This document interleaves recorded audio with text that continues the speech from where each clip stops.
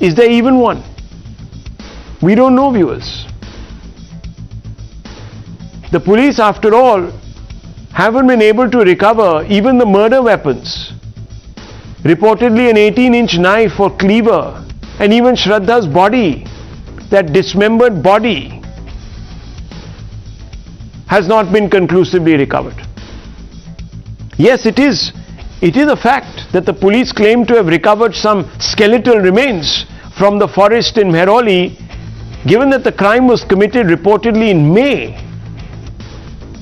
It will be an uphill task to try and recover DNA material that hasn't degraded to such an extent that it won't even make for a convincing match. Yes, we do know that the police have collected DNA swabs from Shraddha's father. But we don't know about the quality of the recovered DNA from either the crime site or, viewers, this Mehrauli garbage tip. We don't know. The elements, viewers, in India are brutal. The sun shines harshly, especially when it comes to the outdoors. And the monsoon, viewers, turns a vast swath of our country into open pools. Remember, viewers, Aftab has also reportedly used very, very powerful chemicals to sanitize his home, the supposed scene of the crime, to get rid of any traces of body fluid or other biological evidence that can prove that Shraddha was indeed murdered there, where the police claim this crime has happened. There remains no CCTV footage of Aftab even carrying the reportedly dismembered parts of Shraddha's body to the garbage tip in Mehrauli. All we know is that the police have led him, as you can see in those pictures, to this particular densely wooded area, walked him around, and he has supposedly pointed out where he dumped the remains. Now, if he's done it at night, viewers, it will be very difficult for him to remember accurately. Now, viewers, perhaps realizing what they're up against, and the fact that we are also being told by our sources in the police that he is not very cooperative.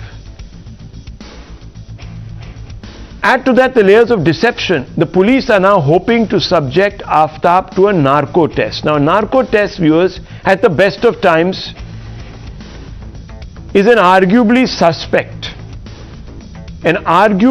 suspect methodology. Its weight in court is also debated under the law. Nonetheless, viewers, this is what the police told us today. Let's try and play that out for you. We spoke to Sampath Rao Patil a short while back. I'm going to try and pull that up, but viewers, just pay attention to what the police says now. Listen to this. Initially जो श्रद्धा के पिताजी है वो 6 तारीख के हमारे पास उन्होंने application दिया था, अर्जी दिया था। वो अर्जी के तौर पर उनके पिताजी का वो जो लड़की का पिताजी, उनके बयान दर्ज करके हमने सू मोटो मिसिंग दाखिल किया था। उसके बाद में जो मिसिंग का इन्वेस्टिगेशन है वो हमारे स्पेशल ब्रांच के ऑफिसर है एपी सानप, उनको मैंने दे दिया था और उन्होंने पिताजी का स्टेटमेंट वापस पूछताछ किया था। उसके बाद में जो लड़की मिसिंग उसका मोबाइल डिटेल्स, जो आफ्ताब लड़का उसका मोबाइल डिटेल्स, बैंक स्टेटमेंट्स, उसका बचपन का जो दोस्त है लक्ष्मण नाडर, उसके स्टेटमेंट, हमने बैंक डिटेल्स निकाला है लड़की का, लेकिन उसमें ऐसा है कि 18 मई को एक बार 50,000 एक बार 4,000 ऐसा 2 बार ट्रांजैक्शन हुआ है। Viewers, while the admissibility of revelations under a narco test remain a matter of debate, the police are now convinced that their survey of the Mehrauli garbage tip will yield the desired evidence, and we have been actually tracking these forays, these surveys by the police along with Aftab to this densely wooded area. Watch this report from the ground. Shraddha murder case में अब जांच तेज हो गई है। अब Delhi police की team लगातार इस बात की पड़ताल कर रही है कि आखिर जो आफताब ने शव के टुकड़े किए थे, उन टुकड़ों को इस महरौली के जंगल में किस किस जगह पे रखा था। इसके साथ साथ जिस औजार की बात कही जा रही है, जो मर्डर वेपन था, उसको उसने कहां छुपा के रखा था। जरा इस जंगल की दूसरी तरफ आप नजर डालिए, आपको एक तालाब नुमा एक जंगल भी दिखेगा जिसके अंदर पानी पूरा भरा हुआ है। ऐसे में सवाल यह भी है कि क्या आफताब ने इन लाश के टुकड़ों को इस पानी के अंदर डाल दिया होगा। तो ऐसे में यह कैसे पता चलेगा कि लाश के टुकड़े कहां हैं, और यहां से उन टुकड़ों को बरामद करना बेहद ही मुश्किल काम होने वाला है। Now viewers, as I told you, since there is nothing really on paper, and perhaps the first opportunity will be presented tomorrow, where the police will actually put something down on paper, and that will be via remand note when they seek to extend the custody, Aftab's custody. You can see him, he's in jail, and we are told that some of his other inmates who are with him, the 2 or 3 others, are quite scared of him because apparently he's a brooding, menacing presence. Though he slept very peacefully, they are a bit unnerved. Now, viewers, let's just talk a little bit about the admissibility of revelations under a narco test, which remain a matter of debate, and the police are for now convinced that they can get him to say things in this narco test that he perhaps has not told them when they have questioned him. But viewers, in the past, and I would have loved to pull out actually details for you about the debate in legal circles of narco tests, but I don't quite have that here. But we will introduce it via our panel of experts in just a few moments. But the fact is, viewers, and let me just tell you this, we might be in a situation where either we will be working with a very, very specious theory that will be put out by the police about his involvement, or viewers, the police will be constantly filing charge sheet after charge sheet, taking more and more time from the court to try and buffer their case. That's where many people are today, and that would really be a travesty. The police are clearly going to need all the forensic help they can get. A lot has been done by Aftab to cover his tracks. We have told you how, viewers, he's completely cleaned out his home, how he has used a potent cocktail of chemicals, acids, etc. to completely swab, sanitize his apartment dwellings. And there are some material evidences that are required, and I just want to open this up, and let me just go straight across to our panel tonight. Ujjwal Nikam, he requires, of course, no introduction to you, viewers. He distinguished himself as the lead lawyer for the prosecution in the 2611 case, and his service to this nation will always be saluted. Yashwarvardhan Azad, former IPS officer, is also here with us. Zulfikar Memon, yet another lawyer who is also extremely experienced. We have Abha Singh, who's an activist and a lawyer, knows criminal law inside out. Adwaita Kala, an author, public intellectual. Let me first begin with you, Mr. Ujjwal Nikam.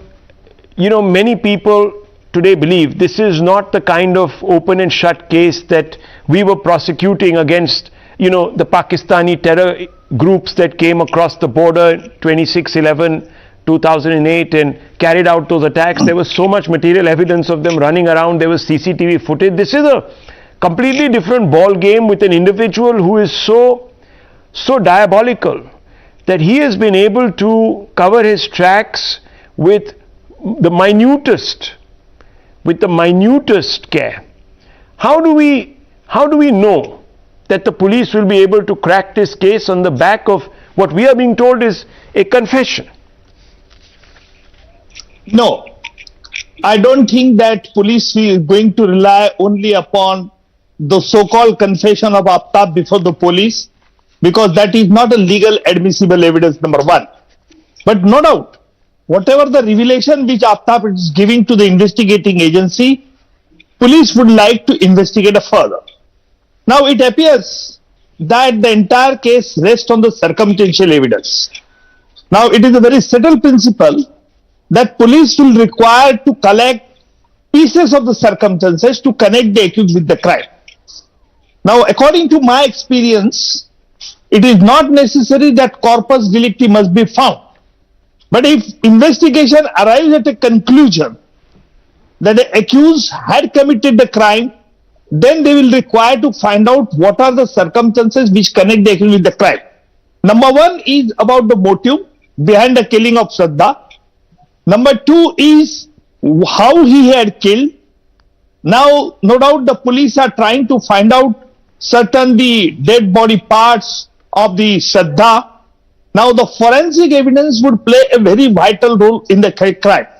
Now, what you are talking with the police officer about the narcotic test and all these things, let me tell you very frankly that narcotic test is not a legal admissible evidence. It is only aid to the investigating agency to find out whether the accused revelation is correct or not, so police can rope their further investigate the matter. But let me tell you very frankly that this is the biggest challenge to Delhi police to find out, and there is a certain pieces of circumstances because both were staying in one house, so last seen together. Once the police would establish that lastly the deceased Shraddha was seen with the accused alive, Shraddha was seen lastly alive in the company of the accused, that is Aftab, then the burden shifts on the Aftab, what he had done it. So it is a very important theory of last seen together. Now admittedly, Shraddha and Aftab were staying in one house. They must have been seen by the neighbors on the last occasion, and the police will require to find out that who had seen lastly alive Shraddha in the company of Aftab. So I think it's a very good challenging case, and I have conducted such number of the circumstantial evidence case. In one case, police didn't find the corpus delicti also, but we have established that the accused has committed the murder, and we have shifted the burden on the shoulder of the accused.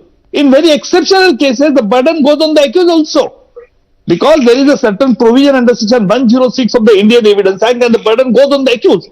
So I think, and I always believe that when case rests on the circumstantial evidence, it is more important than the eyewitness account, because human being may tell lie, but circumstances do not, because circumstances are contemporary in nature and they are contemporary in question with the incident, because the man has certain motive, but circumstances don't have the motive. So I think this is a good case. Police have already cracked down the case. They have come to, they have arrested the accused. And what you said about the remand report, let me tell you very clearly, in Gulshan Kumar matter case, I have conducted that matter, and our contention was that the remand report is not a matter of investigation, and the investigating agency should not disclose the minutes of all their investigation. Most of the time, the investigating agency comes a very blunder mistake. They disclose all the material in the remand report, and the accused take the advantage. So, remand report is meant only for why they want a custody of an accused for a particular period. So, the Delhi police, very good police, okay, they will take proper care. That is what I believe. Well, that's the abiding hope. Of course, viewers, we must all remember that the Palghar police also had an opportunity to get into the case, but didn't quite wake up in time. Even when a complaint was filed, they called, in fact, Aftab. They questioned him and they were convinced, and they let matters go. It was only after that that the Delhi police got into it, and that delay could also prove extremely critical. Now, we are told, for example, that Aftab used to apply makeup on Shraddha's severed head, that he used to look at it every day when it was in the freezer, etc., and reminisce about his relation. All of this, viewers, where is it coming from actually? It's coming from police sources who are telling us that that's what he's been saying, and then we're also getting contradictory information to say that he's not cooperative. So Abha Singh, when there is so much variation in what we hear, it's becoming very difficult to even believe what we hear, let alone report it.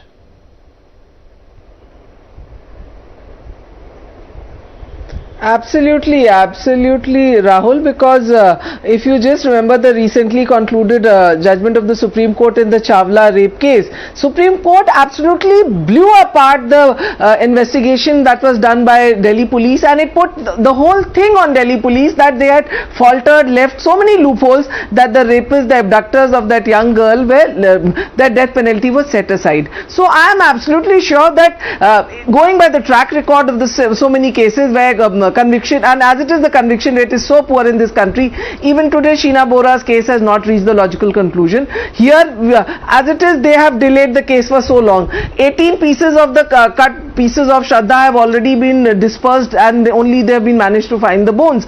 So it is necessary to prove that the body was of Shraddha, because Aftab has been using her Insta account to show that she's been alive for 2 more months, and when his lawyers come, they will try to say that she left him and went away. So it is very necessary that the corpse is put into picture. The forensics are absolutely perfect, because the first thing they are going to say, the defense is going to say that she went away on her own, we don't know. So that is very important, because till the time these things are put together.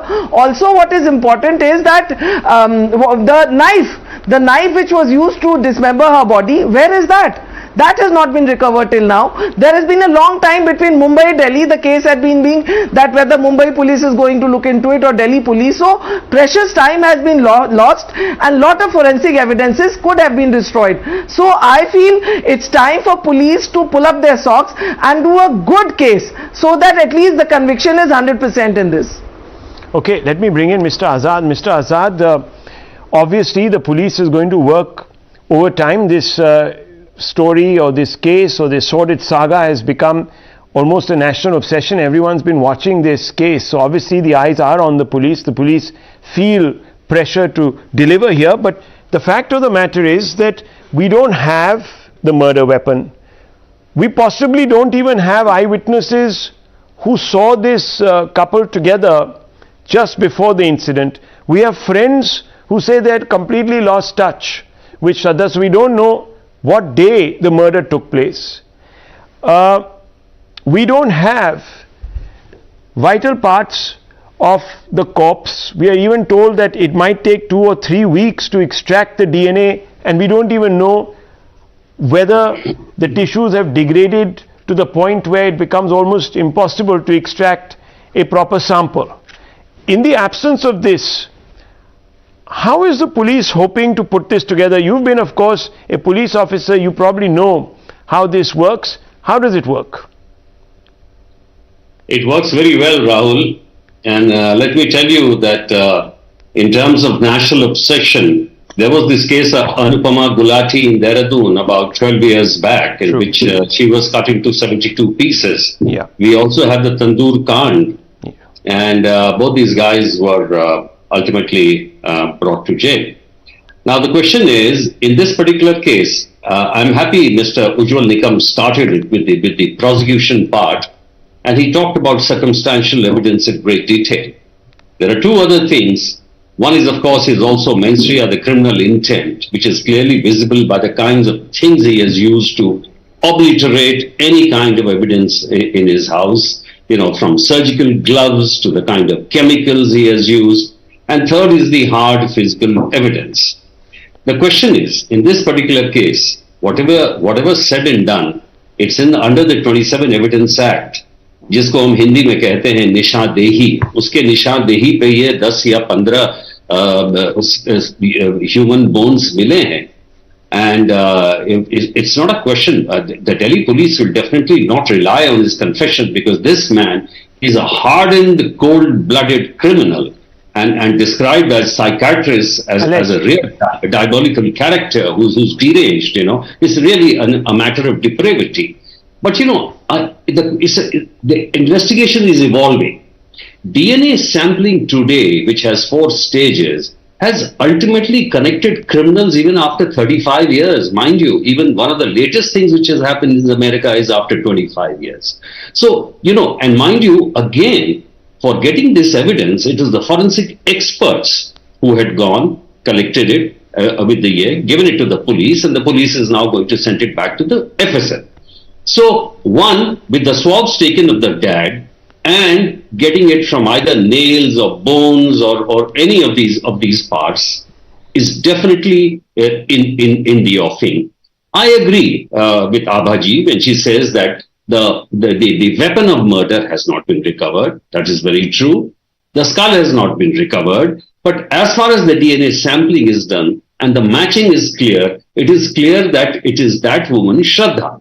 Now, there are a number of friends who are ready to give the statement as to when they last saw her.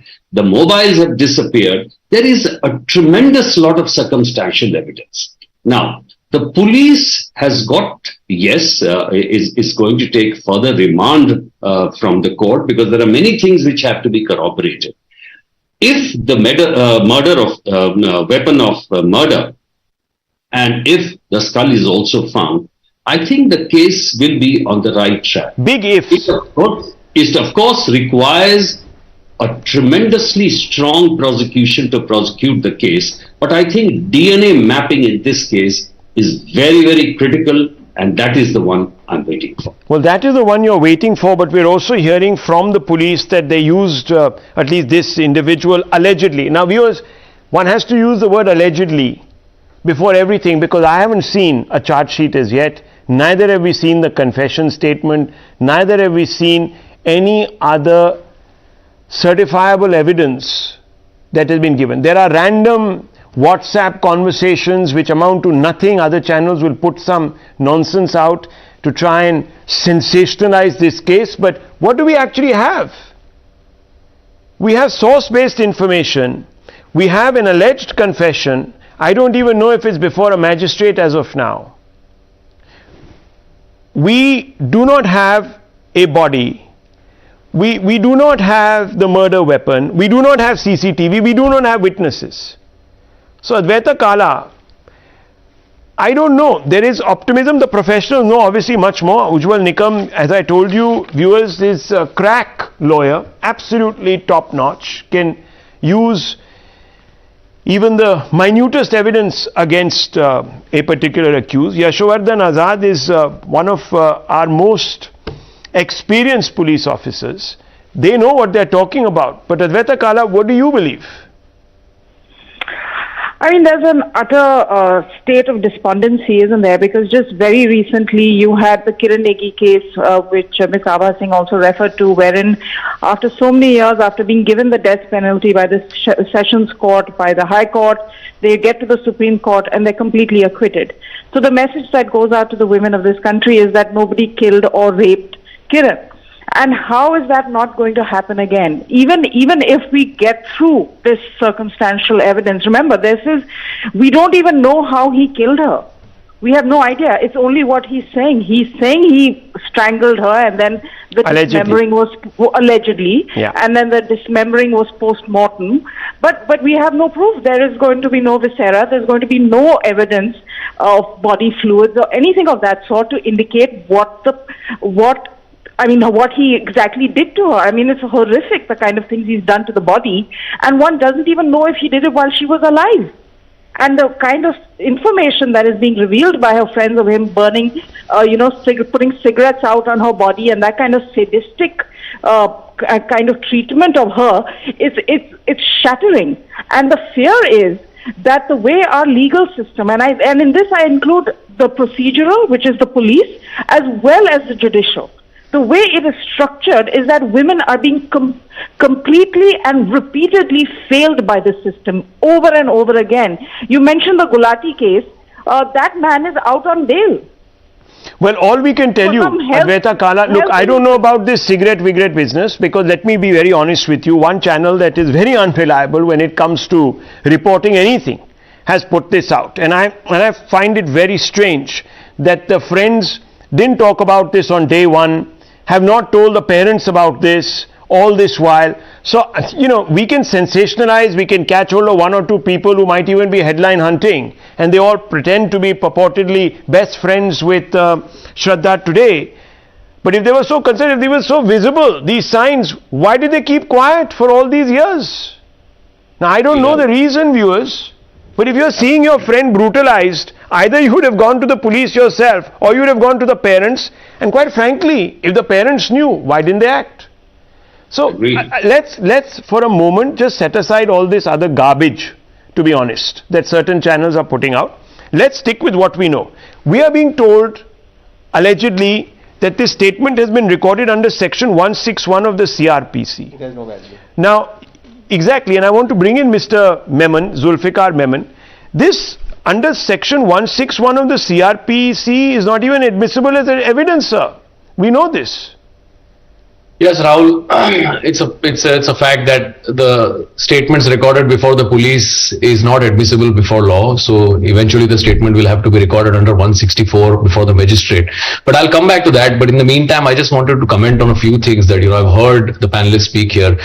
See, in my opinion, this is going to be one of the classic cases which we all agree where forensics is going to play a very vital role. I mean, it's very evident. As far as the investigation collection of evidence is concerned, it will not be appropriate at this stage to conclude whether there was a delay by Maharashtra police or how the Delhi police is not doing its job or, all of these things. As I had mentioned to your channel earlier, this is an extremely challenging and a very sensitive case to investigate.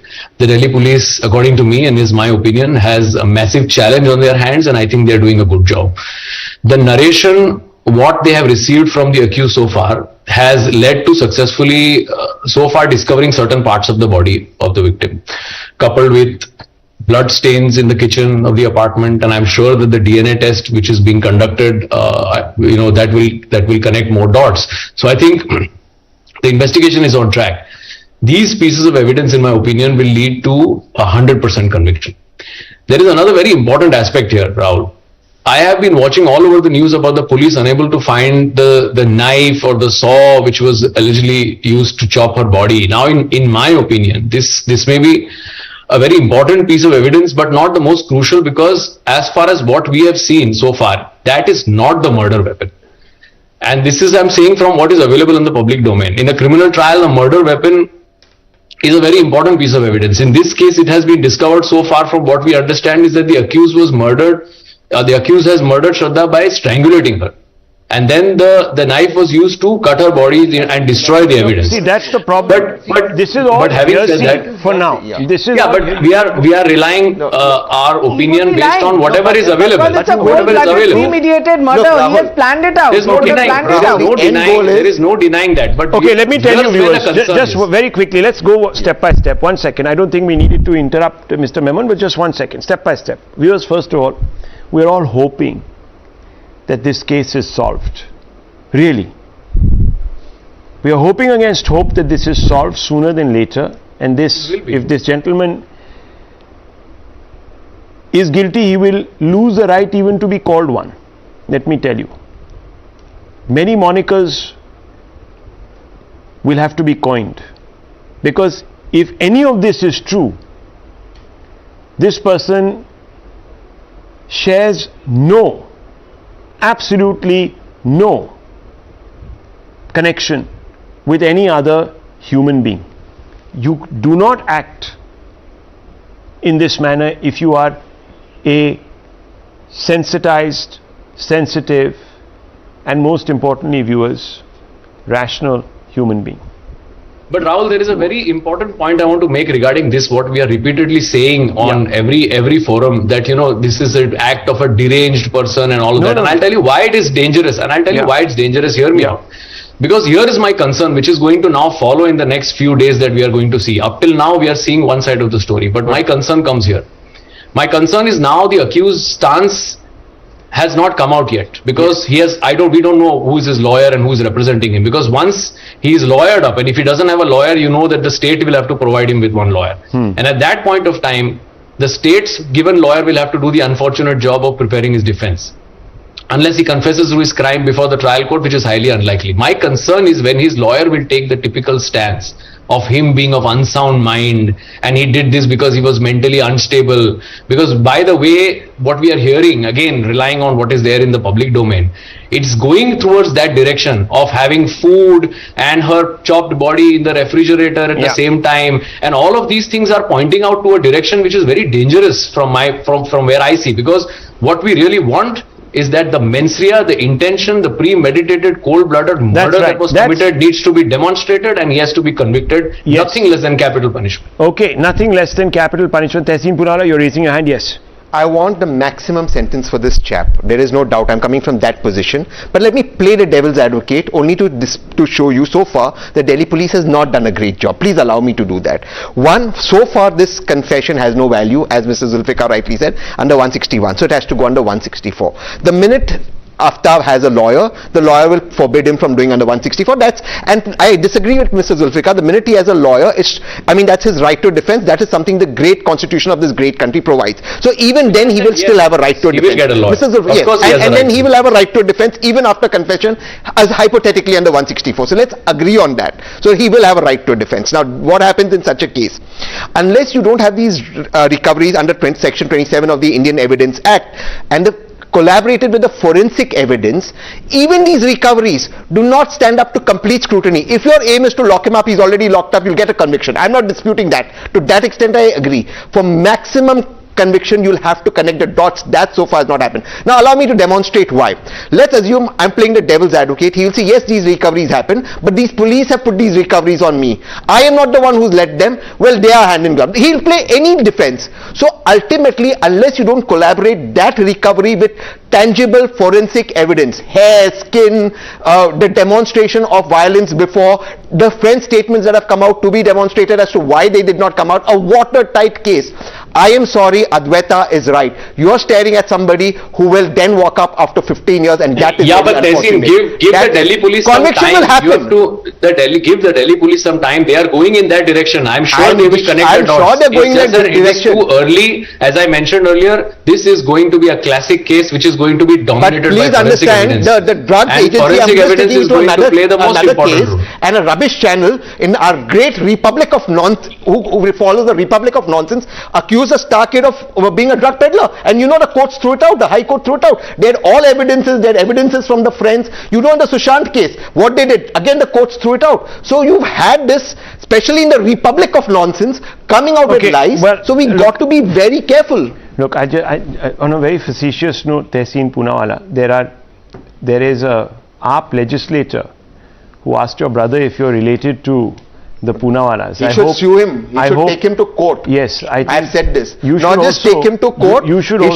should take him to a court in Mumbai or Pune, because viewers, this is what I'm saying. You see, in this particular case, everyone is adding their two little nothing bits. And this is where the biggest problem is. Ujjwal Nikamji, this is where the problem is. One channel is saying that, oh, cigarette butts, this, that. Huge number of friends have suddenly appeared on the scene. All these friends, Advaita Kala, didn't care about Shraddha. 3 months, 4 months passed. They tried to contact her. They claim. She didn't respond. None of them did anything about it except for one friend. And let me tell you, viewers, it's not as if the Walkers, this is Shraddha's family, are not apprehensive. This is what Vikas Walkar told us. He says he believes that the delay in cracking the case, this alleged time that has passed, may provide an escape route to the accused. This is what the family believes. They would perhaps be the most informed about what is going on as far as the probe is concerned. Let's listen in to Vikas Walkar, who spoke to Times Now.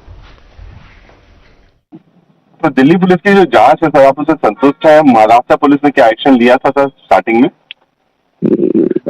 उन्होंने खाली investigation किया। अच्छा। हाँ, जो police की तरफ से जो इन्वेस्टिगेशन होता है, सीडीआर निकाल के कोशिश की, लेकिन तो 1 महीने से भी ज्यादा लग गया, लेकिन उन्होंने कुछ फाइनल रिजल्ट नहीं निकाला। तो उसके बाद उन्होंने फिर बोले कि ये लास्ट लोकेशन श्रद्धा का दिल्ली में दिख रहा है, तो इसलिए हम लोग शायद दिल्ली में ट्रांसफर करेंगे। तो मैंने बोला आप क्यों नहीं कर सकते ये सब काम? तो बोले नहीं, वो उनके लिए इजी हो जाएगा।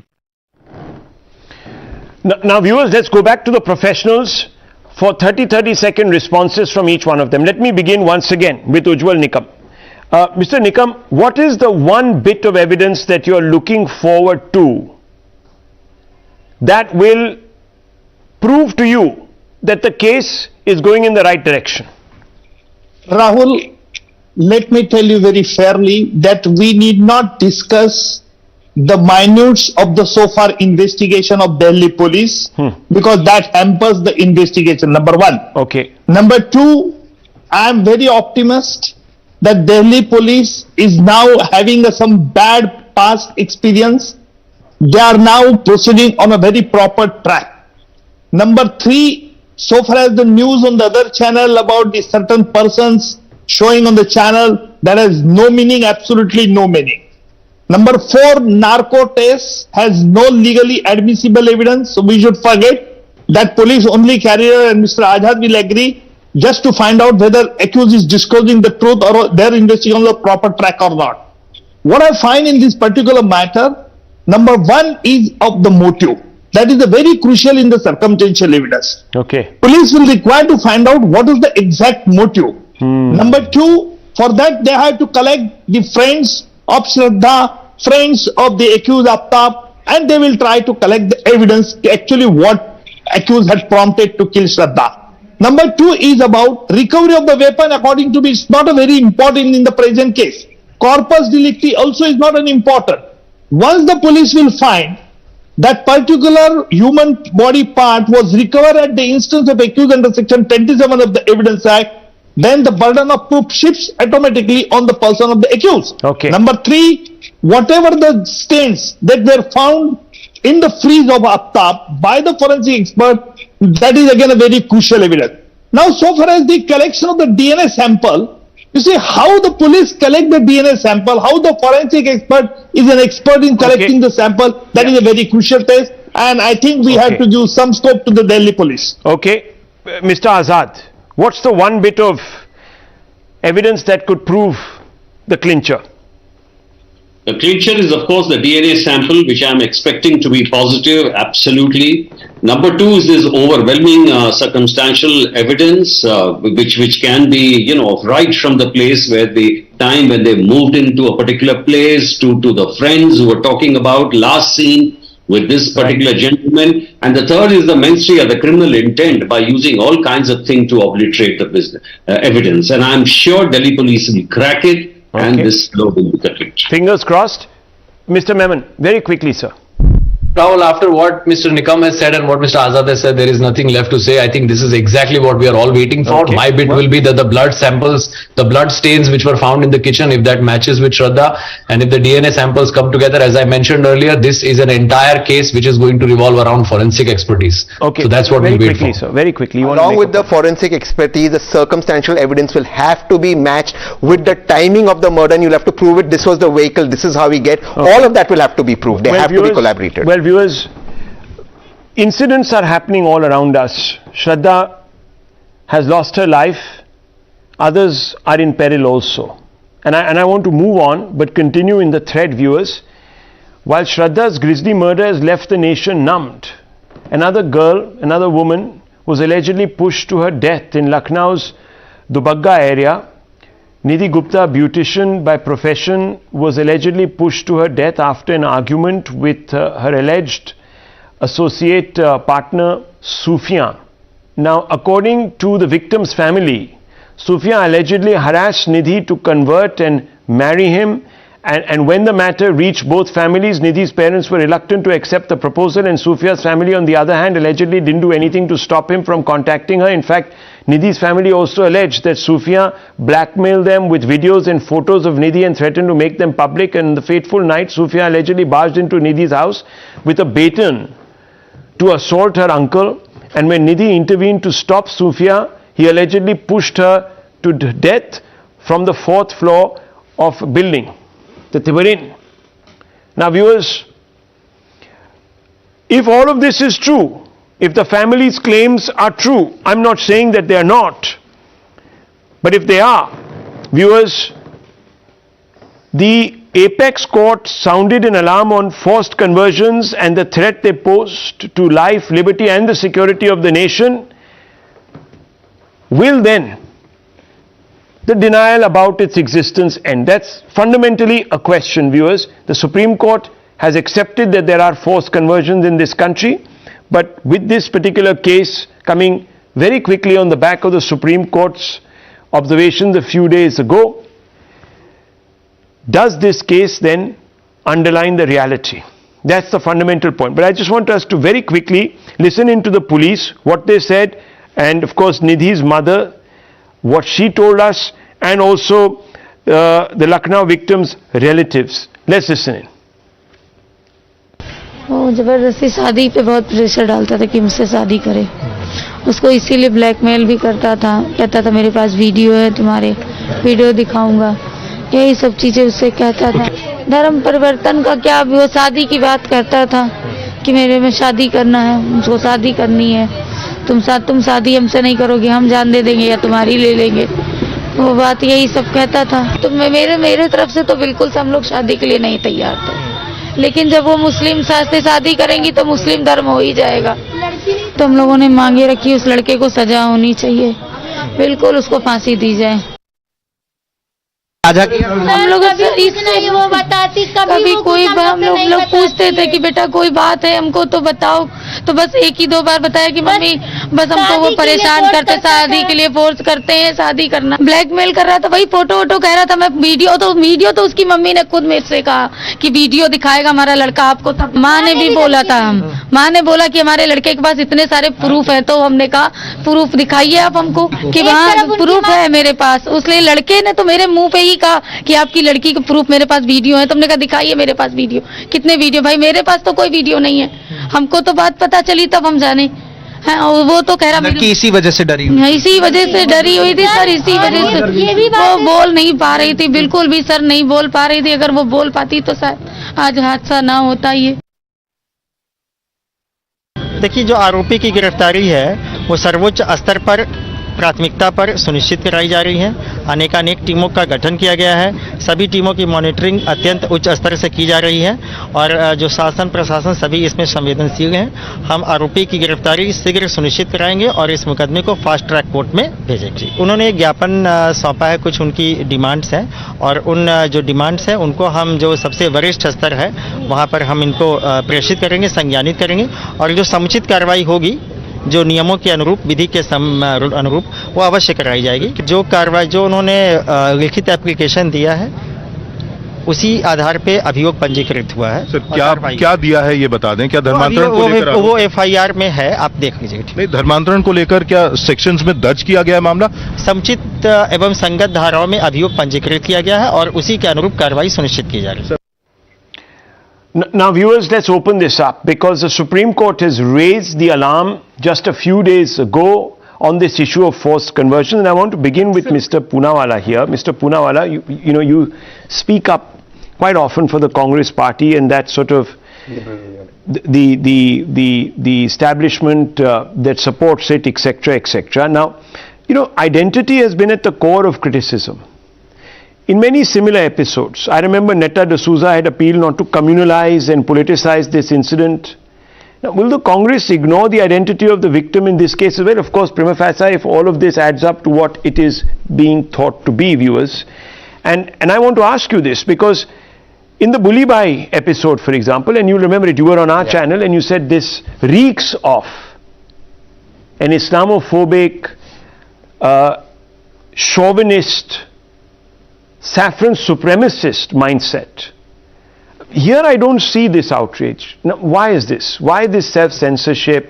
What is happening? No, there is zero self-censorship. Right. Any person who kills any woman must get the severest punishment, whether it is Sufyan or whether it is Abhijit who killed Nidhi live on internet. Listen, we are talking about women's safety, and that is a must. We are talking about women's safety when Ram Rahim is campaigning for the political party. We are talking about women's safety when Bilkis Banu's rapists have been removed from jail and they have been garlanded by the Bharatiya Janata Party supporters. And your we are party, talking about women's safety went to when town. the Naroda Patia massacres, a guy is out on jail, the man convicted of massacre, campaigning for his daughter in Gujarat. We have to talk about women's safety, leaving religion and caste aside. One second. That's very, one second. Just stop there. 1 second. Let me point out, Karti Chidambaram, 1st January, Bulibai case. It's an unacceptable fact that this project of dangerous anti-Muslim misogyny is back. Because identity is raked up. True. To project one side as the oppressed. Am I wrong here, Rahul Ishwar, or am I making this up? Isn't this a fact? Look at Rahul Gandhi's tweet, look at Asaduddin Owaisi's tweets on the Bulibai app issue, look at Rahul Gandhi on Hathras. UP's casteist Jungle Raj has killed another young girl, casteist, again, identity at the back of it. Rahul Shivshankarji, our left liberal friends has always been invoking identity whenever the Hindus are on the wrong. My dear friend and good brother, Tahsin Pulawalaji is one of the rare exceptions. I accept that. But let me quote Mahatma Gandhi to you. May 30, 1936, Mahatma Gandhi, the father of the nation, when he wrote a letter to Times of India, pointed out that there was a forced conversion. On the one day earlier, his son Harilal converted to Abdullah Gandhi, and Mahatma Gandhi categorically wrote, he might have gone for greed, wealth and sensual pleasures. This is written by the greatest secular icon in India, May 30, 1936. And one of the greatest voices for Hindu community against forced conversions was Maulana Abul Kalam Azad, who wrote to Cardinal Gracious of the then Bombay, saying that no, we should not indulge in any kind of forced conversion or mass conversions. So the issue has always been there, and there has been some instance of forced conversion. That's the reason why beyond politics we need an anti-forced conversion law, a forced and a stop. Will you accept tonight? Right now, there is something called forced conversions, and it is posing a threat to national security, and your response is selective. I'm not saying yours personally. I'm saying the ecosystem, the response is very selective, and it's emboldening. I reject it. Forced conversions. I reject it because no, then why did the Supreme Court have to come out and say that? 8 states in India have a forced conversion law. 7 of them are brought in by the Congress, and the Rajasthan law has still not been signed by the President. You didn't get my question, or you're deliberately No, I'm not. evasive. I'm saying the Congress got it. No, I'm talking about the selective outrage, sir. Okay, one second. Let's open this further. Listen, let me bring in. May I ask you a political question? Senior editor. The two Rahuls. Sir, please. Would you call Baba Sahib Ambedkar adopting another religion forced? So you have to balance between a forced conversion. Between a forced conversion and a conversion of choice. Please, let's not try to be too deep tonight. You respect Baba Sahib Ambedkar's situation was different. I respect that. People like us and our forefathers. So we have to have a law against forced conversion. I respect that. One second. We can only have a conversation about forced conversions when people accept that there is something called a forced conversion. How did 7 Let me bring in Tushar Gupta, senior editor of the Swarajya. Let me bring him in. Give us 30 seconds, Rahul Ishwar. You made some very valid points, but this selective outrage, this inability to see this as a problem, cutting across. I am not saying for a moment that this is about one community terrorizing another, etc. It's across the board. Let's for a moment accept that also. But if you're going to be selective, what are you going to end up doing? Could you respond to Tahsin Poonawala? If we are going to be selective, Rahul, we are going to fail to address the elephant in the room. The equivalent of logic gates which we have in electronics, we have something called the narrative gate in the media today. If the accused is a Hindu and the victim is a Muslim, it all becomes about the upper caste Brahmanvad, about the majoritarian intolerance, about the kind of principles that are being propagated under the BJP government. Everyone wants to write a thesis on the principles of Hinduism, about the chauvinism that prevails within the Hindu community. But when the reverse happens, when the accused is a Muslim and the victim is a Hindu, suddenly it's all about India, the criminals in India, women's safety in India. What people are not willing to see is there is a pattern to things. I understand there is a problem of conversion in India that exists in Punjab, in Kerala, in the Northeast. That's a separate problem. What we are seeing here is young Muslim men luring women, and this is not one case, this is not 5 cases, these are number of cases which led the UP government to introduce a law against forced conversion in these cases. But what did the people do then, Rahul? They said, oh, you're demonizing 2 individuals falling in love, oh, you're demonizing the idea of 2 consenting individuals, oh, you're trying to demonize one community. The problem is, Rahul, that people are failing to recognize a pattern, that there is an Ankit who was murdered by the brothers. No. This new law that the UP government prosecutes is 2018. Hold on. And the answer is the knowledge of this government's economy. Zero prosecution. No. There has been a conviction. There has been a conviction. In a forced conversion case. No, please. I'll one second. I'll bring that up. My one simple question. Are we going to sit here today after learning about so many cases and say, no, there is no pattern to things? No, there are no Hindu women being lured. I think there should be a law against forced conversion. Are you acknowledging the pattern? Are you acknowledging the pattern I'm talking about? Tehseen, are you acknowledging the pattern I'm talking about? Are you acknowledging the pattern I'm talking about? I am saying who has to bring in the central law? The Congress is voting 7. The Congress is voting 7. So you're saying that's happening? But the BJP is not voting the law. You're acknowledging the pattern. You're saying it's happening. I am saying it's not yet. One second, I was challenged here. 1 second, viewers. 1 second, gentlemen. I was challenged here. Yes. September 18th, 2022. Listen to me, sir. UP anti-conversion law. Yeah. Man sentenced to 5 years in jail in first conviction. This is Uttar Pradesh. So just putting it out there, viewers. Also, right, so one second. Please don't jump the gun. Okay. Let's not. You see, viewers, we should never be hasty in sending anyone behind bars. If that is what we want, then there will be mistakes. It's better to get it right. So let's not judge a time frame and say, oh, just one conviction. Well, it takes time. Secondly, viewers, let me tell you, there is a state government in Kerala that came up, and I don't like to use this word, viewers. So I'll use the word that is used in our legal books, forced conversion. They described it. Now, viewers, either we live in denial and let the ecosystem led by our friends here, like Mr. Poonawala, etc. Yes, one. Yes, Mr. Ishwar. And yes. Just 2 lines. Let me give you 2 solid names of 2 people. One is Nimisha Fatima. Second is Sonia Sebastian. You might be knowing I am a Gandhian. I heartily fight for Hindu-Muslim unity, and whenever I get an opportunity, I speak about them.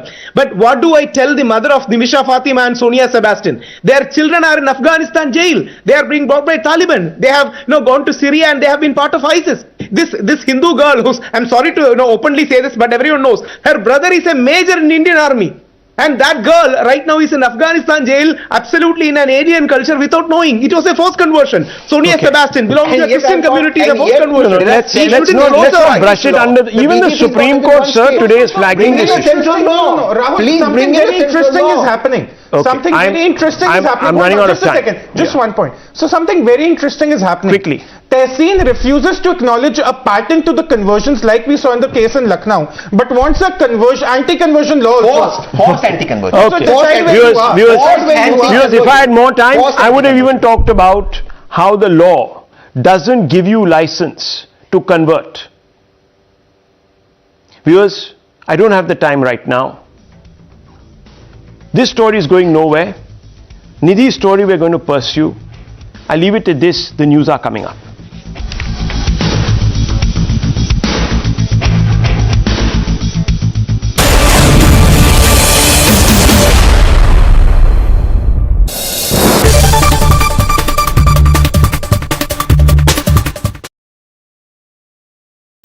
The most pressing issues, the most informed minds, free and fair exchange. Converse India with Rahul Shivshankar. आपको सब film star ही चाहिए मथुरा में। नहीं हेमा मालिनी। कन्हैया जी ने भक्त चाहिए ही राधे राधे। कल राखी सावंत का he will also become.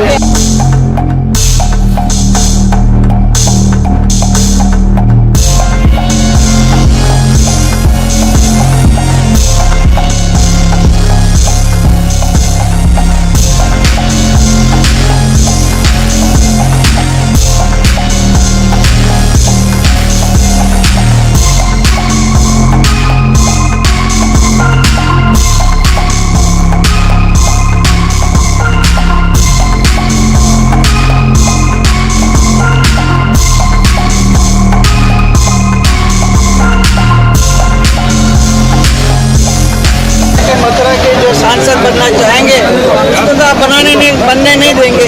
आप दिमाग में सबको ऐसा डाल के रखेंगे फिल्म स्टार ही बनेगा। आपको सब फिल्म स्टार ही चाहिए मथुरा में। नहीं हेममान कन्हैया जी ने भक्त चाहिए कल राखी सावन कर देंगे।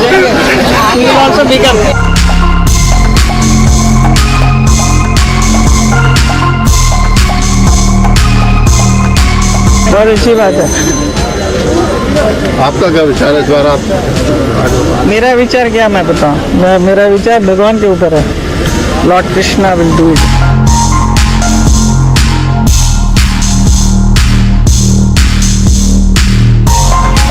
मैं तो देश की सेवा के लिए ही पैदा हुई हूँ और मैं देश की सेवा करना चाहती हूँ। और क्यों नहीं, हमारे मोदी साहब, हमारे प्रधानमंत्री जी चाय बनाते बनाते प्रधानमंत्री जी पीएम बन सकते हैं, तो मैं बॉलीवुड में काम करते करते सीएम क्यों नहीं बन सकती हूँ? डेफिनेटली मैं बनूंगी। आप सबका आशीर्वाद चाहिए। तो 2024 में अब आप मुझे चुनाव लड़ते हुए देखेंगे। किसके अपोजिट? ये सरप्राइज है।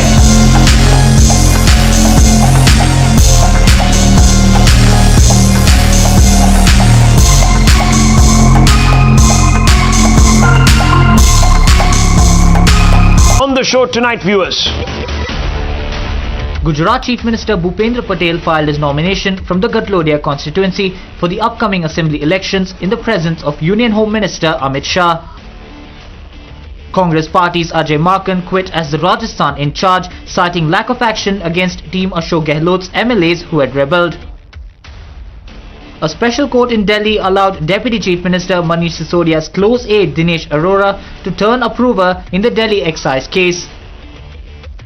Strict amendments were made in the conversion law during the cabinet meeting in Uttarakhand. A forced conversion will now be cognizable offence in the state with a provision of 10 years of punishment. Forced conversion and love jihad will be banned.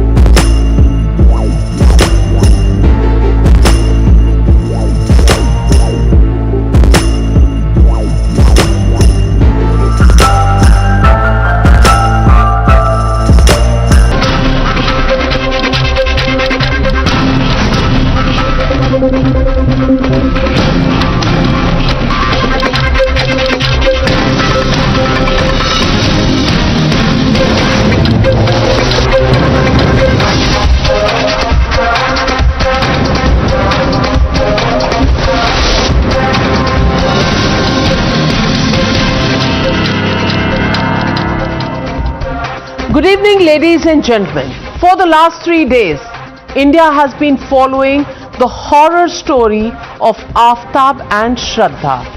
A love story, the way it started and ended in a macabre murder of Shraddha.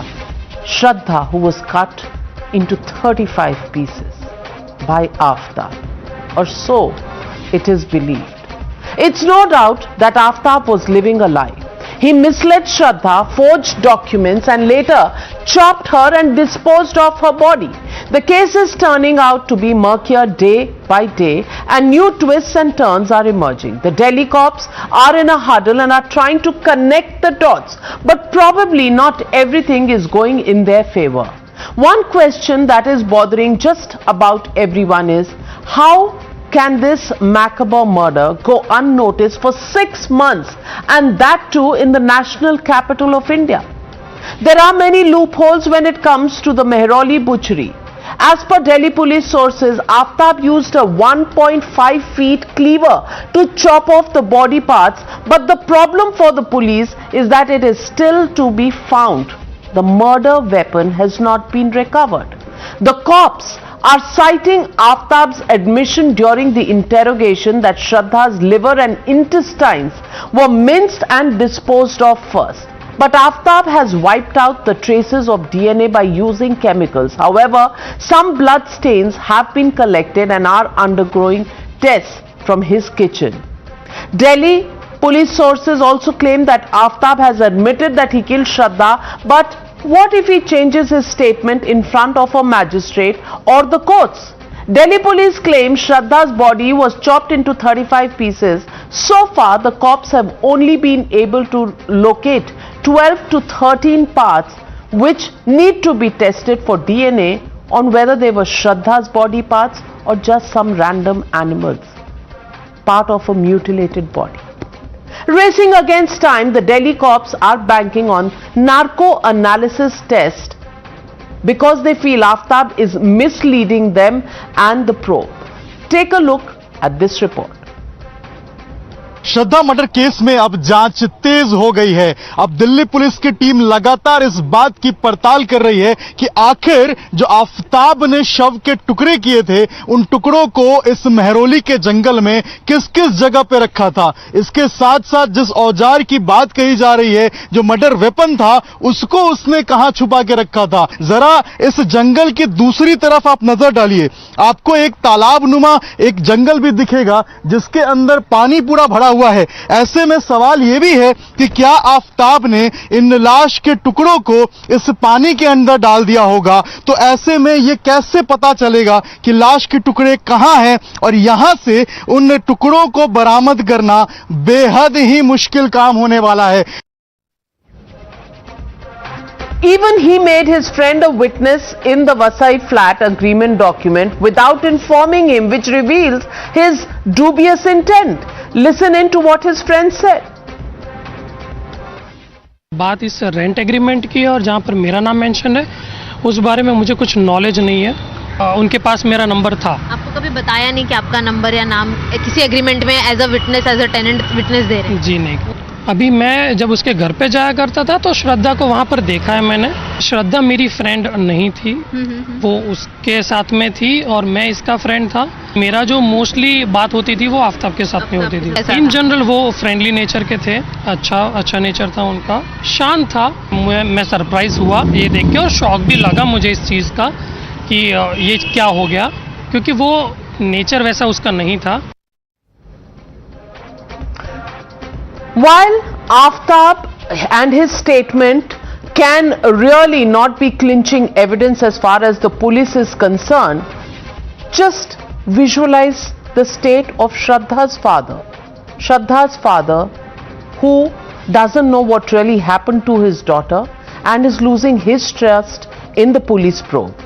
He has claimed that the Maharashtra cops, instead of giving thrust to the investigation, cited jurisdiction and the place of murder to wash their hands off and hand the probe over to Delhi police. Listen in to Shraddha's father. तो Delhi police की जो जांच है sir, आप उससे संतुष्ट है? Maharashtra police ने क्या एक्शन लिया था सर स्टार्टिंग में? उन्होंने खाली इन्वेस्टिगेशन किया, अच्छा हाँ, जो पुलिस की तरफ से जो इन्वेस्टिगेशन होता है, सीडीआर निकाल के कोशिश की, लेकिन वो 1 महीने से भी ज्यादा लग गया, लेकिन उन्होंने कुछ फाइनल रिजल्ट नहीं निकाला। तो उसके बाद उन्होंने फिर बोले कि ये लास्ट लोकेशन श्रद्धा का दिल्ली में दिख रहा है, तो इसलिए हम लोग शायद दिल्ली में ट्रांसफर करेंगे। तो मैंने बोला आप क्यों नहीं कर सकते ये सब काम? तो बोले नहीं, वो उनके लिए इजी हो जाएगा। So the legitimate question we are asking on the Newshour tonight: do the men in khaki have a solid case against Aftab, or is he going to get away? That's the question and the debate. Justice for Shraddha, that's the hashtag and the debate coming up on the other side. You're watching the Newshour at 9. Debate number 1 on Times Now, Super Prime Time. And joining me on the debate tonight, Sanjay Hegde, senior advocate, PK Jain, former additional DGP Maharashtra, Pratibha Prahlad, renowned artist and culture specialist, Shashikant, former DGP of Punjab, Sarthak Nayak, lawyer. But my first question goes to Mr. Siddharth Luthra, senior advocate and ace criminal lawyer.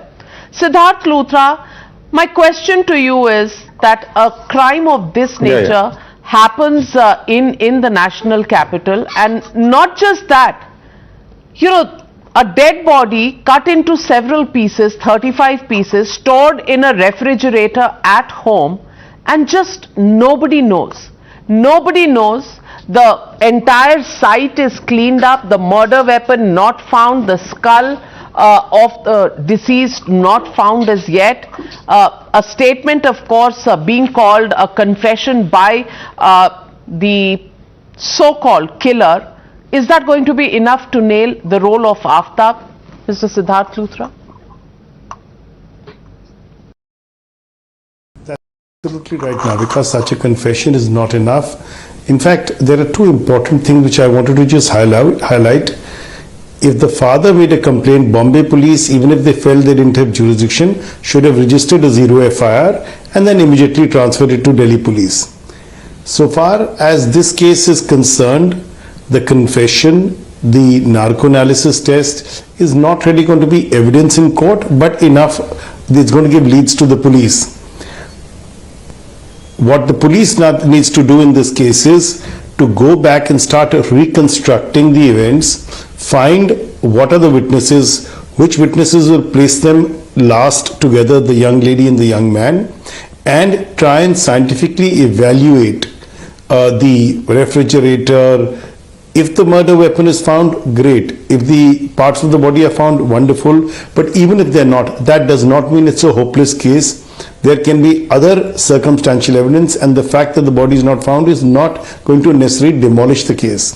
But what it needs is sensitive, scientific, logical, coherent investigation, and not grandstanding. So this release of the confession, the talk of narco analysis, I would call this grandstanding, because eventually what is going to make a difference in this case between a just result and a shoddy investigation is going to be an attempt to have a scientific, coherent investigation, and that is what is important in this case. So I would say early days, nothing is lost, and I'm hopeful that if the Delhi police performs the way it had done in the Nirbhay case, I'm sure you'll have a logical and a coherent result.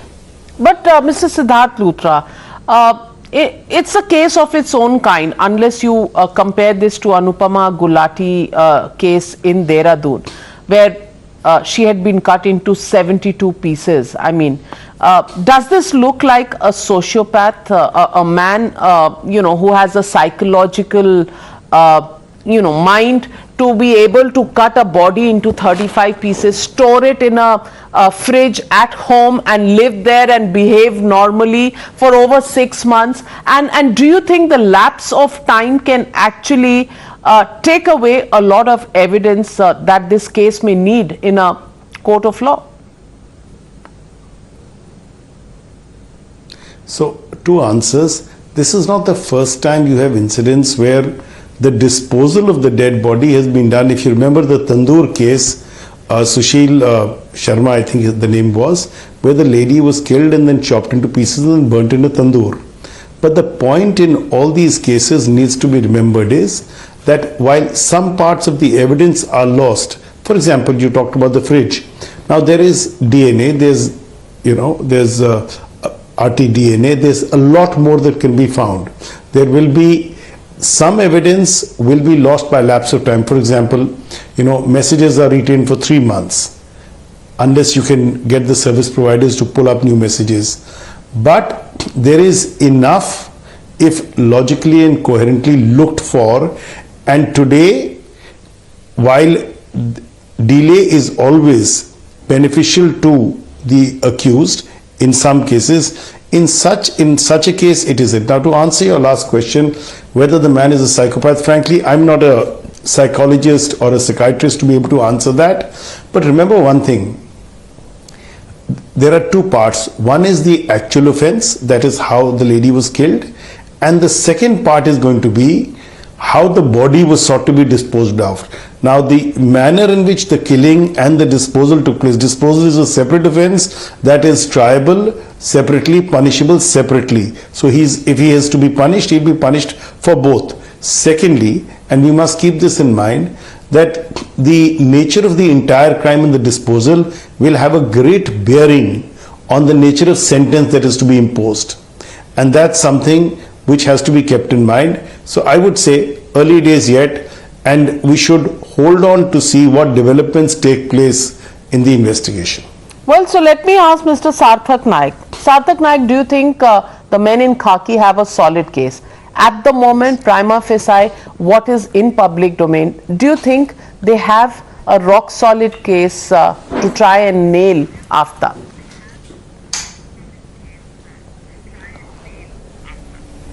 Listen, first of all, let me tell you, Navika, this case is one of the most dastardly, diabolic, semi-barbaric, brutal and inhuman case, I think, in the history of independent India, if you compare it with some other cases, which has completely shocked the collective conscience of the society. As far as this case is concerned, normally in criminal cases, there is no direct evidence in case of murder case. Therefore, you have to look for circumstantial evidence. Now, all this narco analysis test, taking him to that jungle, etc., are corroborative piece of evidences. You have to look into the primary piece of evidences first.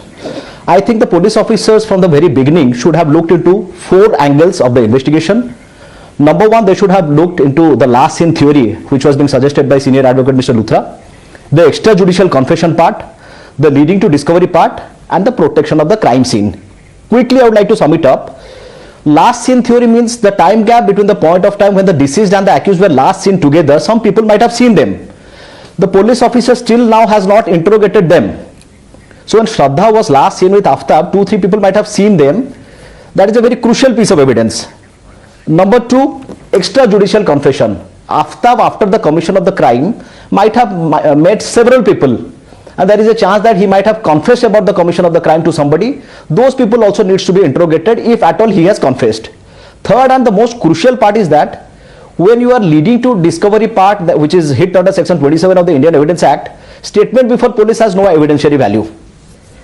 Statement before police officer in custody also doesn't have any evidentiary value. Therefore, police officers should investigate in such a manner that they should lead and recover that weapon of offense, not the dead body. Dead body is a part that is acceptable. You have to find out the weapon of the offense, then it is hit under section 27 and is admissible as a piece of evidence. Therefore, I believe that these angles needs to be investigated first. Then otherwise what will happen, Navika, in this country, normally 50-60 witnesses will come into play. Half of them will be broken in cross-examination, they will turn hostile, trial will continue for 20 years and all will be acquitted. This is a case where high standards from the Delhi police is expected, and as Mr. Luthra said, these are early stage, these angles needs to be investigated. Well, and it should not be, we should not play to the gallery, go and do press conferences, release part evidence in media, call media to the crime scene. These has to be avoided. The case has to be done on the basis of clinching and credible evidence. But is there clinching and credible evidence as of now, Sanjay Hegde? Because, the crime scene in itself has been washed by chemicals, acid, what have you. The fact is that for nearly 6 months the body was stored inside. There were other people coming in. He was spending time, as far as what we've learned from our sources. There are digital footprints which will be looked at, but essentially as of now most of the things seem to be relying on his own statement, which is under 161 of the CRPC. Now 161 is not admissible in a court of law. And what if Aftab changes his statement? Where do we stand on this case as far as looking forward to a conviction of such a heinous crime is concerned? Well, catching the accused is the least of the police problems. It's building a solid case afterwards, which is hard, boring work. So first and foremost, you have to prove that a crime was committed. That is, you do not have what is called the corpus delicti, or you do not have the body. You have certain parts which are alleged to be that of the body. That confirmation has to yet come from the forensic science laboratory. The lady's DNA would be present in the room, but admittedly she was living there, so her DNA could be there. But that the murder did take place the way it is alleged, and that the body was disposed of the way it is stated, all those steps, as Siddharth has correctly told you, would have to be reconstructed, and whatever is the supporting evidence would have to be marshaled. Now, you earlier said that you could not recollect a similar case.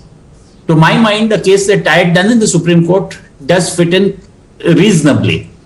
This was the Swami Shraddhananda case, where a man married an already married woman. He got her to divorce from the first husband. This was in Bangalore. He stayed with her. She was a very wealthy woman. Then he one day put sleeping pills in her coffee, buried her alive. Pratibha Prahlad might remember it. He got her buried alive in that same home, and he continued to remain there. We are not very sure whether the lady had actually died before she was buried, or whether she was clawing at the coffin. So the Bangalore police behaved exactly the way that the Bombay police did. In the beginning, when her estranged daughter went looking for her and told the police that there's something funny which has gone on, they tried to cover it up. Then finally, when they apprehended the man, he pointed out where the body was buried. Everything was videographed. This will become a Netflix episode soon. So all that was recovered, but they built a case very logically. They found out who the carpenter was who had built that coffin. The carpenter then corroborated, and then a case was built, and ultimately not only was he convicted, but that is now the leading case on life imprisonment for the rest of your life. It can be given as an alternative to the death sentence. That's what the Supreme Court held in Swami Shraddhananda's case.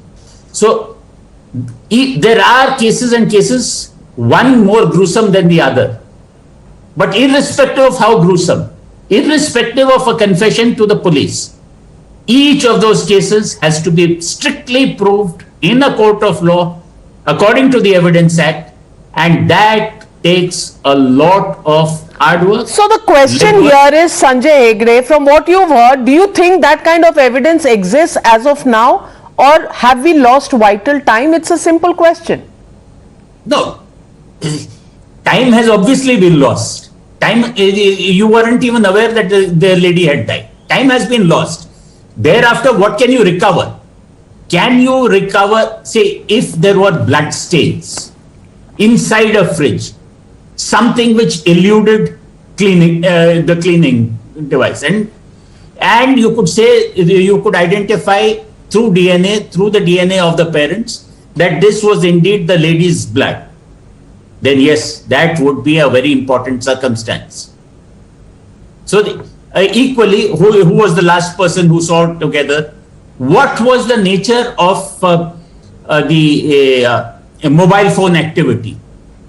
When did she last use her mobile? Fair point. Call a lot of people. Fair point, but But Siddharth is right that often this evidence is also the mobile phone companies don't keep for more than 3 months. Yeah, and this case, the body was hidden for more than that period of time. And Siddhartha, I want to then come back to the question on the recent case where the Chawla convicts walked free. The proper identification parade before the accused was not done before the eyewitnesses. The eyewitnesses themselves could not identify the accused with conviction. The court did not rule out the possibility of samples collected being tampered. The forensic findings were not conclusive. What if all of this happens and we can't get justice for Shraddha in this case?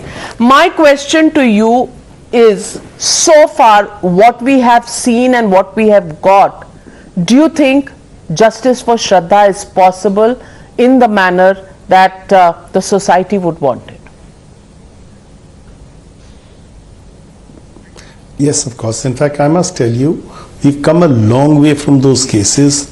Today, there is parts of DNA which we inherit through our mothers, which can be found even on articles which are washed, which are chemically treated.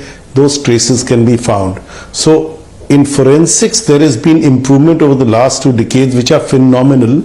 And today, it is possible to actually get evidence from places where it is sought to be destroyed or tampered. That's the most important lesson we must remember between the past and now. The second thing is, as I said even earlier, I think there will be justice possible for the lady. And I must add, whether Akash is the person who is justifiably accused, or there is somebody else, or there are other persons involved with him, the electronic phone, every phone that we use is like a tracking device on us. I'm confident that if it is done properly, there is no reason why a just conclusion should not be found. Having said that, you pointed out the earlier case. Now, let's understand this. The law and scientific methods exist, but there is no justification for a shoddy investigation by any agency. If you have a slipshod investigation, if you pick up witnesses and just off the shelf, so to speak, off the street, if you don't maintain a chain of evidence, there are rules in this regard which go back to 100 odd years as to how chain of evidence is to be maintained. We have wonderful forensic labs. They are a little hard pressed for time, but they exist in this country, including in the CBI and including for the DNA labs in Hyderabad. There is no reason why a just conclusion will not be achieved. Well, let me get in Pratibha Prahlad. Pratibha Prahlad, India is shocked by the manner in which this entire murder has come to light. The fact that a girl leaves her family, comes to live in with her boyfriend is something that might be happening, next door to you. And then such a brutal murder, and the fact that it isn't discovered for 6 months is so shocking that you can't even begin to believe it. But not just the fact that the body was stored in a refrigerator, it was cut into 35 pieces, the parts of the body were distributed in terms of the disposal. When you hear this case, what do you think? I mean, it's going to take the police so much time first to get the evidence together, and if they can, to prove this in a court of law. That does it give you the confidence that justice for Shraddha will really be delivered?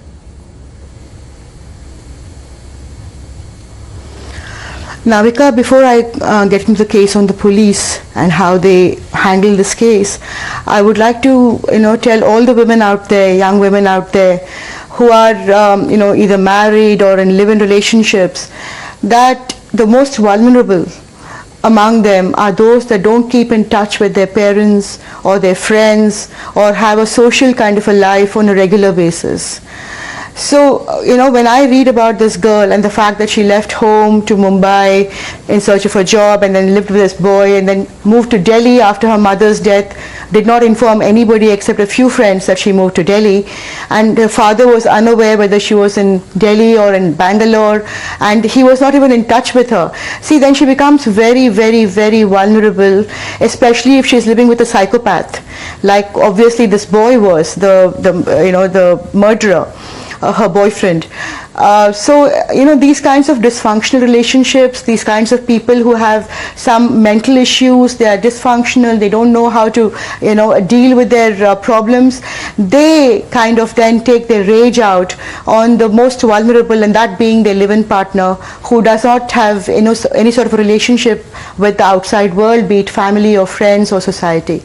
Having said this, 6 months for someone to discover that a young girl is dead is really a terrible thing to confront in our daily lives, because we would like to believe that if a murder happens, that within 24 hours people are aware that this person is missing and a missing complaint is filed as per SOP, and that the police share information with wherever the girl was last seen.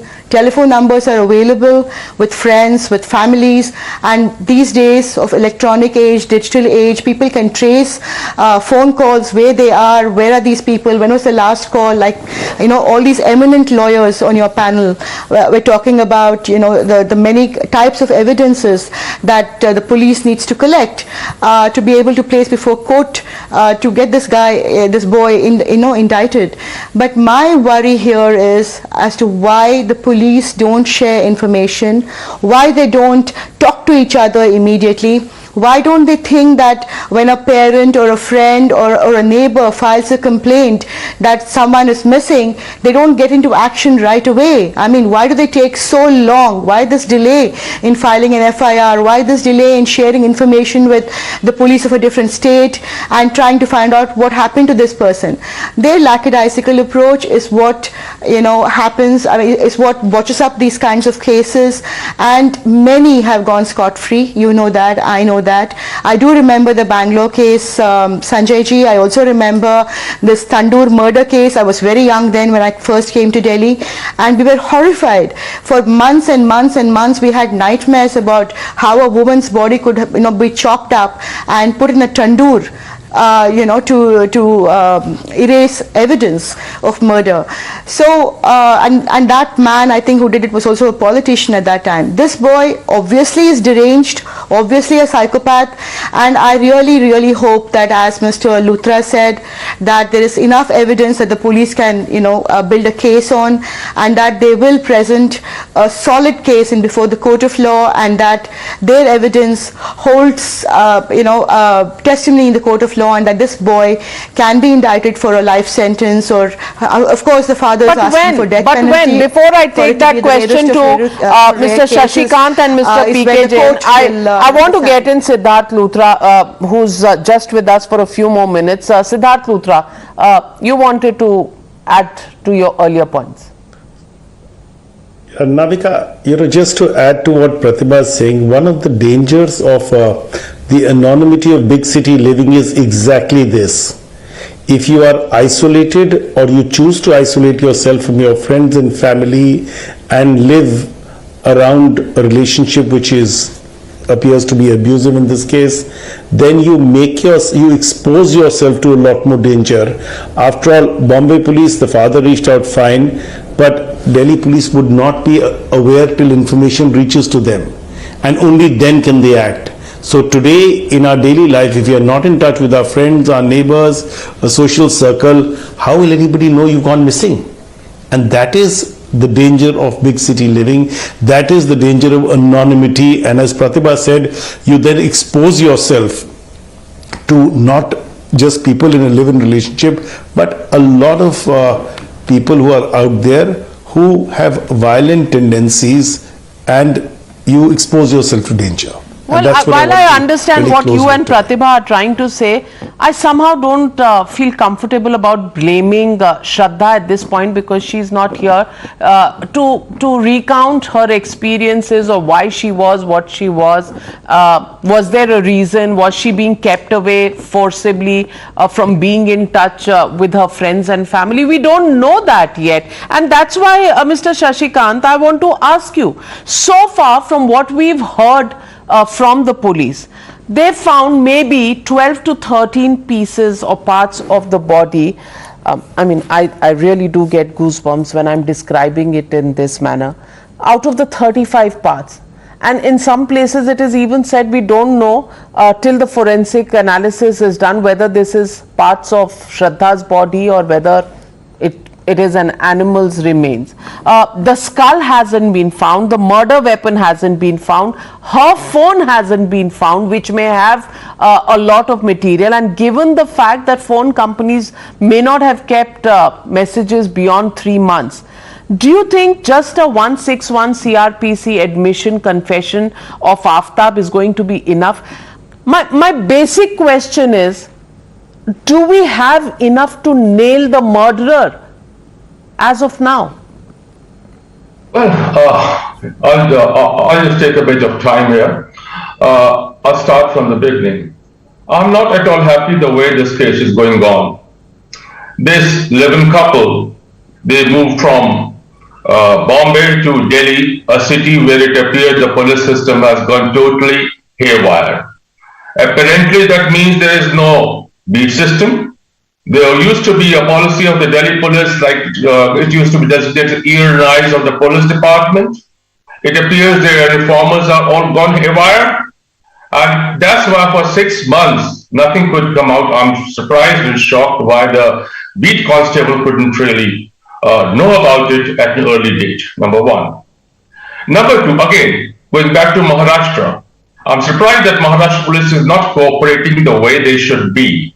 If this person is a criminal, the type of criminal he is, I'm sure it's possible that there might have been a previous incidents in which he might have acted in somewhat similar way, maybe not for this kind of chopping or something, but this kind of aggression or frustration, whatever you call it. And now coming to the point, as on date, the case of the Delhi police is based on nothing but circumstantial evidence, which can't stand in a court of law. They have certain statements, certain papers under section 161 CRPC, not admissible, talking about Narco test, etc., not admissible. I fail to understand why the police is just going in for trying to show to the people. This is not the media trial that's going on. In fact, they should have been working very carefully about each and everything. I don't believe that even if 6 months have passed, the DNA of the lady wouldn't be there. I don't believe it. I don't believe it. If they tried real hard, I'm sure they can find some DNA stuck up here and there, maybe in the refrigerator or in some corner of the room. Everything can't be washed with, even the bed can't be washed with acid or something, like they say that they washed everything with that. And now, have Delhi police tried to find out where this chopper was? This kind of chopper, like they are saying 1.5 feet, 1.5 feet. I think it's some kind of specialized weapon which is used by butchers and all those things. No, I understand. The police police shouldn't be coming out with what all they have found, but I'm just raising these points. I'm sure that they must have done it, and I hope that they have done it, but I'm just raising these points here. And then again, a very important point that you made, Mr. Shashikant, is the point of somebody coming, living in a locality, the beat constable system for information not working at all. And Mr. P.K. Jain, I want to ask you, a beat constable's job was always to know कौन नया आया है colony में, कौन नए rent पे आया है, क्या करते हैं, क्या नहीं करते हैं. That's the behavioral pattern that used to be followed in the copybook style of policing. I want to ask you, in this case, does it throw up holes in the standard operating procedure of the police and the way they are monitoring the system, and be alert to crime before it happens rather than 6 months after it happens in the national capital, for God's sake? I'll agree with you 100%. Maybe I'll say 101% I'll agree with you. Mr. P.K. Jain. That's why I said. Yes, Mr. P.K. Jain is also coming on that, Mr. Shashikant. Mr. P.K. Jain. Yeah, am I audible? Absolutely Navika? audible, loud and clear. Okay. See, in the old traditional system of the beat policing, etc., does not exist any longer. We do have a police station, we do have beats, the police station is divided into. But if you say that the old system that every constable or the beat constable would be aware of as to what is happening in his beat is probably long lost. The reasons may be many. There are, Mr. Shashikant does not agree with me. Well, I am sitting in a metropolis. It is impossible to find out, the movement of people. The social mobility has increased, the physical mobility because of the jobs transfers, the families disintegrating has increased a lot. We do our due diligence in certain specific cases, but to say that the policeman would be aware of all that is happening in his area is probably asking for too much. All said and done, we do have a set of informants. We keep getting a lot of information. Cases are worked out on the basis of information. Even today, if you ask me, the system somehow functions. And information comes to the police, information comes to the informants, whomever they are wedded to. Anyway, that's besides the point. I would look at it as a pure and simple serious crime. But there were so many clues being thrown by the stream of incidents. This girl was not in touch with the parents. She left her home. She moved in this boy. Wherever they had taken the house on rent, they said they had executed a rent agreement in which they had shown themselves as husband and wife. So there was pretty much nothing that anybody would find amiss in this case. A lot of precious time has been lost. 6 months have been lost before this case has been detected. It has now been registered. Investigation has started. But I can draw a very clear parallel of this case with the Sheena Bora case, in which case also the dead body was burned in a different district, and the case was found about 1.5–2 years later, and even then the evidence was collected, pieced together, presented in a very coherent manner before the court. So much so that her mother has now got bail after almost 6–7 years.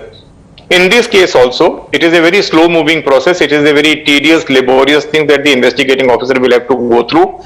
He will have to collect the human intelligence in terms of statements of various witnesses, friends, social media, and how they interacted with her. That's where the loopholes will come in. That's where the evidence will be really need to go through a very rigorous test. But Pratibha Prahlad, I want to ask you, the beat constable system, I mean, it's just discontinued. Otherwise, we would have known that Shraddha and even if they registered a rent agreement as husband and wife, if they lived there, there would be somebody coming in to clean, collect garbage. There would have been some going ins and going outs. And, in the earlier days, I remember in Delhi, there used to be a system where everybody needed to verify people who the house was given on rent to, and that needed to be registered with the local police station. Have we just stopped doing all of this, and have we people also forgotten the discipline of all of that, waiting for another Shraddha to go this way? Navika, I think as cities grew bigger and all kinds of heterogeneous groups got into cities, came from other places, from other parts of India, moved into bigger cities, people just kind of the police just lost their way. Even today the police says that we have to register our house help with them, with the local Thana or something, and many don't do it. And we also see that many are victims because they don't register their house help, they live in house help, the domestic servants with the local Thana. And like you said, I mean, in a situation like this, nobody knows what happened to this girl. Nobody even knows where she went, what happened to her, and nobody has seen her. So they obviously don't have house help. They didn't have a maid. There's no milkman who delivers milk in the morning. morning, and no one in the neighborhood misses this girl for 6 months. I mean, they don't see her coming out of the house, they don't see her getting into the house. So obviously, there's something wrong with our society and with our policing system, and I agree with every word you're saying. It's a matter of grave concern to every citizen of this country, because we cannot become isolated little pools living in our own little homes and hoping that not to have interaction with the outside world. Citizens? That was the Are first we emphasis I expecting made. our law enforcement agencies like the police? But tell me, there used to be camps, I remember, for even house help to be registered. Nowadays, nobody even asks you about that. Nobody asks you whether you've registered or not. Your neighbors don't know if a person has been missing from the house for 6 months. It is shocking state of affairs. Whether you look at the police, whether you look at people who give their homes on rent, or whether you look at just citizens. I don't know what kind of a society we've become, but at the same time, is the police really in a position, or will it going to be long and painstaking to build up a case, to get the evidence, to get the results, and to find out just why and just who murdered Shraddha, and will that murderer, if he is Aftab, the way in which confessions are being put out, will he be punished for it, which will really get some justice for Shraddha? It's a question that sits uneasy right in the middle of our society today. Will it really happen? Can a case be built which is a watertight case? Theoretically, yes, but practically, are you confident? I'm not.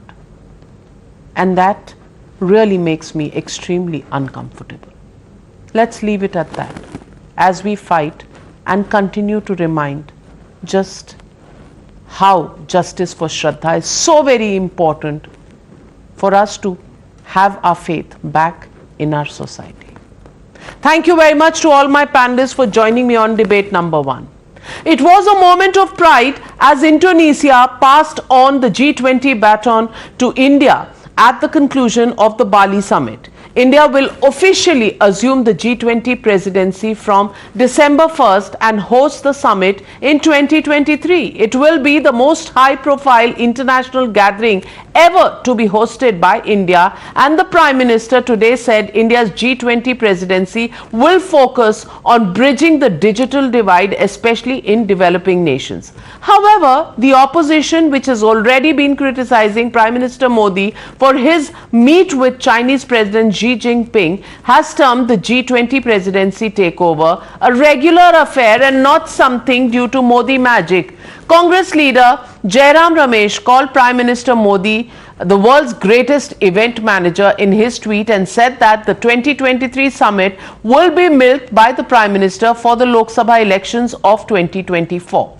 With world leaders lining up to partner with New India, the opposition is downplaying the might of Atmanirbhar Bharat on the world stage. And that is the debate on the other side. And joining me tonight, GVL Narasimha Rao, Member of Parliament and National Spokesperson of the BJP, Smita Prakash, Editor of ANI, Ghansham Tiwari, National Spokesperson of the Samajwadi Party. But my first question goes to Mr. Lokesh Jindal, Leader of the Congress Party. And Lokesh Jindal, डर लग गया कांग्रेस को?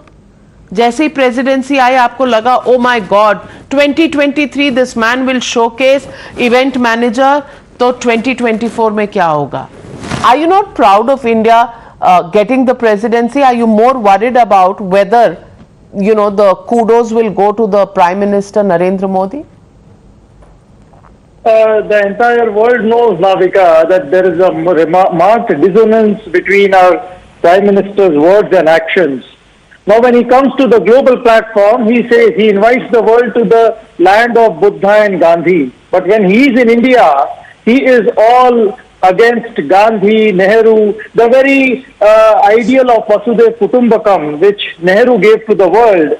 Now, the Prime Minister does not even acknowledge how Nehru had contributed to India's foreign policy. The point is, this form of a dissonance is something which raises questions onto whether the Prime Minister is really protecting himself as the world What's leader, your problem or with? Is it simply- India's presidency of the G20, or is it because the Prime Minister doesn't really pay respects to Nehru? What is the Congress's problem? The manner in which it is being marketed, the manner in which it is being portrayed, the manner in which logos are designed, the manner in which some form of hero worship is being done, that clearly shows that the objective is not giving guidance to giving the world a better platform like Nehru did, but the ideal is the upcoming elections. That's why Ramesh Saab has rightly remarked. I mean, he was way more polite when he said event management. I would call it nautanki.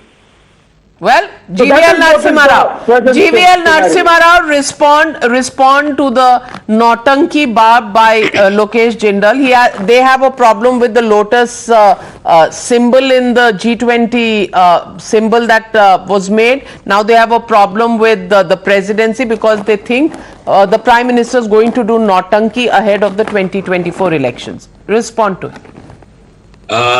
Navika, good evening to you and all the panelists. People of the country know who indulges in this kind of cheap politics.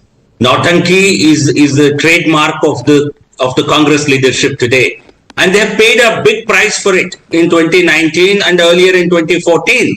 I don't know, we're behind these comments. Is it the petrified Congress party which is seeing an impending massive defeat in 2024? Is it exhibiting its apprehensions? Or is it being petty only to, in the hope that pettiness will help undermine the BJP and Honorable Prime Minister's emergence as a world leader? In 2023 in September, when India hosts a meeting as this year's president, this will enhance India's stature. Why is the Congress party worried if India's stature goes up internationally?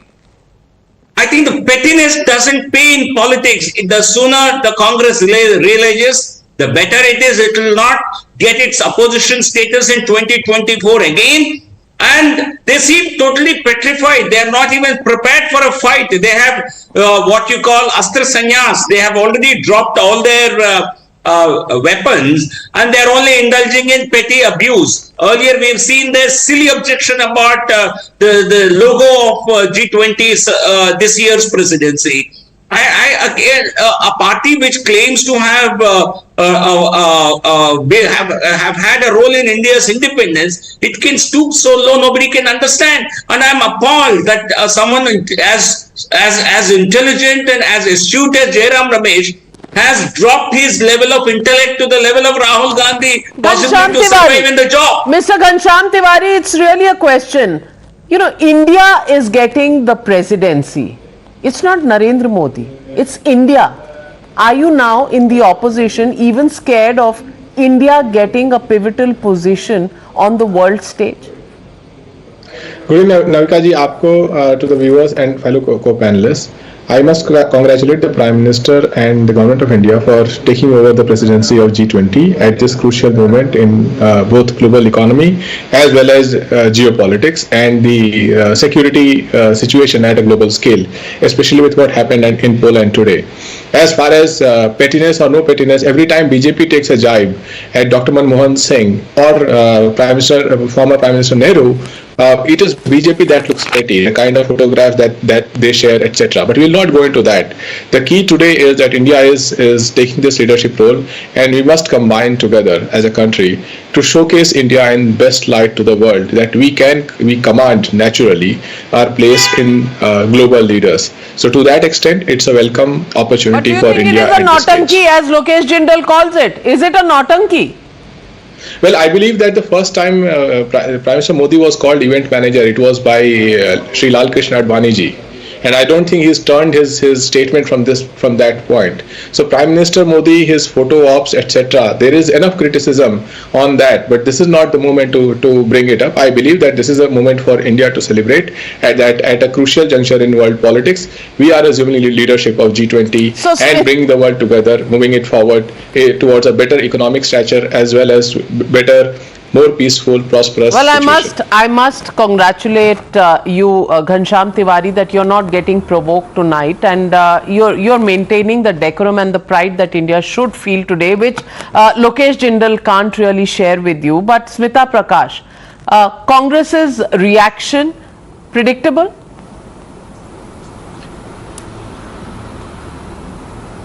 Yeah, I think Navika, what has happened is that the Congress is doing exactly what it was accused of in 1993 when Mrs. Gandhi, as Prime Minister at that time, she hosted the NAM conference in Vigyan Bhavan, and at that time she was accused by the opposition of diverting the country's attention into an international summit because there was 1983. Sorry. At that time, it was that she was hosting this conference, NAM conference. Fidel Castro was also there, and that she was diverting the country's attention when there was the Punjab problem, when there was Assam problem, and there was Sri Lanka boiling. And at that time, she was blamed that you're diverting country's attention and you're doing this event. But she hosted the event, Navika, at that time because she wanted India's attention, India's focus to come on India, because Pakistan had Ziaul Haq and he was taking advantage of the fact that Afghanistan was blowing up, so the Western media's darling baby was Ziaul Haq. So Mrs. Gandhi hosted this. At that time she could have been accused, and she was accused, of hosting an event and diverting attention and becoming an event management. That word wasn't there, that term wasn't there, but then she used that opportunity, and the opposition immediately piped down. When that event was held, they kept quiet because there was this unwritten code that when you have foreign guests coming, when you have your country being showcased, then you behave. There is something called Atithi Devo Bhava. You decide to pipe down, and there was that unwritten code which everybody adhered to. But in this age of social media and muckraking, all that is over. As soon as the Prime Minister goes abroad, it is time for the opposition to raise some issue or the other to demean him. So what has happened now is that the opposition says, hey, the Prime Minister shouldn't bring up domestic issues when he is abroad. Why is he talking about 2014, everything changed? The point is that all those old rules are gone now. So for what is needed, whether it is for legitimate national interest, the Prime Minister or the ruling party is going to do that. Whether it suits you or not, that is what the party is going to do. As far as event management is concerned, Ghanshyam was bringing it out, I think right now, that Advani ji had said it. He did not say it pejoratively. What he said was, because remember Narendra Modi was the one who organized that Rath Yatra for Advani. So it was Advani said that he was a master event manager. And what is Jairam Ramesh's problem? He is doing a fantastic event management for Rahul Gandhi right now as far as his Padyatra is concerned. Without that event management, every day we won't have a photograph to put in our front pages. So I don't think that there should be any problem as far Indira Gandhi as करे event NAM management summit 1983 तो ठीक है, जयराम रमेश करे भारत जोड़ो यात्रा event management style वो ठीक है, बट मोदी को अलाउड नहीं है. Modi should not do it. अरे if it's a good event that is put up, won't India's head be held high? First of all, I'm very happy and glad today that by BJP spokesperson GVL Narasimha Rao acknowledged that Congress party gave India independence. Thank you, sir. At least sometime the truth comes out. And secondly, when I'm talking about the Smita Prakash madam's comparison with Indira Gandhi, I mean that's a very wrong parallel. I mean, you cannot compare the stature and the legacy of Indira Gandhi with that our present Prime Minister. He has much more to do, much more to prove. When I'm talking about G20 as a summit, nobody is talking about what is the major issue that we are dealing with in G20. The entire G20 is divided on the issue of whether to allow to import crude oil from Russia or not. However, what has happened is in India, there is a narrative being set that the G20 summit is being given to India because of the charisma and the personality of our Prime Minister. No, we should get rid of this form of jingoism and this form of... New problem, new objection. GVL Narasimha Rao, I'm completely out of time. Last word to you. Obviously, a comparison with Indira Gandhi is not in order, because she was very hollow about all her promises, all her statements. She delivered very little, practically nothing. India remained poor and became poorer, whereas Narendra Modi ji post 2014 has made a world of difference. India today, post 14, India has seen massive scale and speed in development, and the numbers are there, record numbers are there to speak for themselves. So certainly this is not comparable to Indira Gandhi era, which was purely politics and political campaigning, sloganeering, and very little good work, very little development for people. And as far as talking about domestic politics, he never talked about any political party. He said post 2014, we have achieved greater scale and speed, which is a fact. Why does Congress party have a problem with this? Well, talked about corruption. And the fact is that India has grown from strength to strength from the 1947 Freedom Day till today, and every year will be better than the previous year. Lokesh Jindal, it's a matter of record, it's a matter of fact. Why don't you just expect it and just accept the manner? And if there is an opportunity for India to showcase itself, are you saying the Prime Minister should not look confident? The Prime Minister should not use this moment and this platform of the G20 to market the stature of India? Of course he should. And if he does it with more aplomb, with greater flourish, where is the problem with that? It should have been done in the past, and it was. It's done today by him, maybe even more and better. Where is the problem with that? I think every Indian today feels proud that India takes over the presidency of the G20.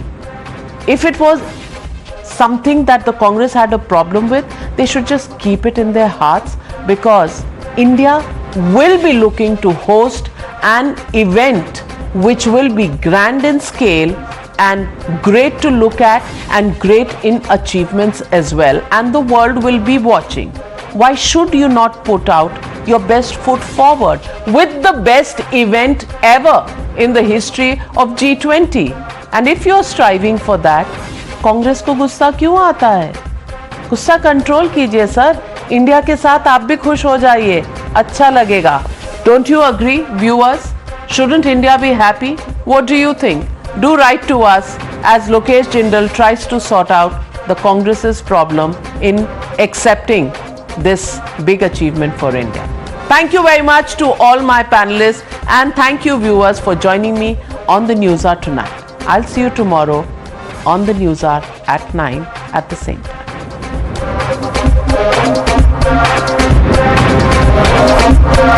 You were watching the Newshour at 9. Stay tuned.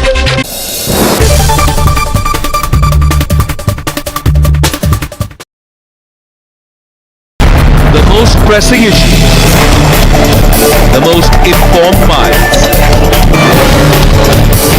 free and fair exchange. Converse India with Rahul Shivshankar. आपको सब film star ही चाहिए मथुरा में?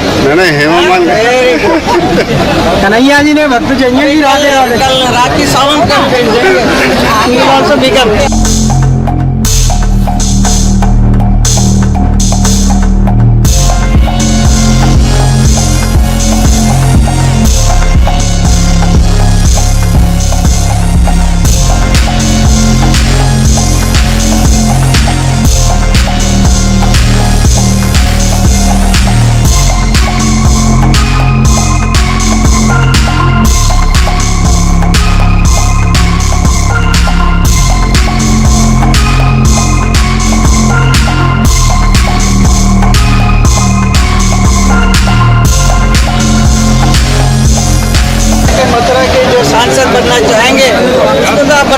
बनने नहीं देंगे।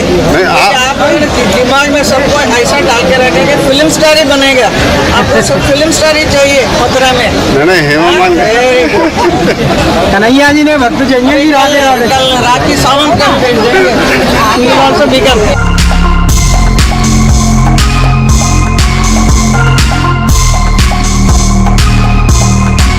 बहुत अच्छी बात है। आपका क्या विचार है इस बार? आप मेरा विचार क्या मैं बताऊं? मेरा विचार भगवान के ऊपर है। Lord Krishna will do it.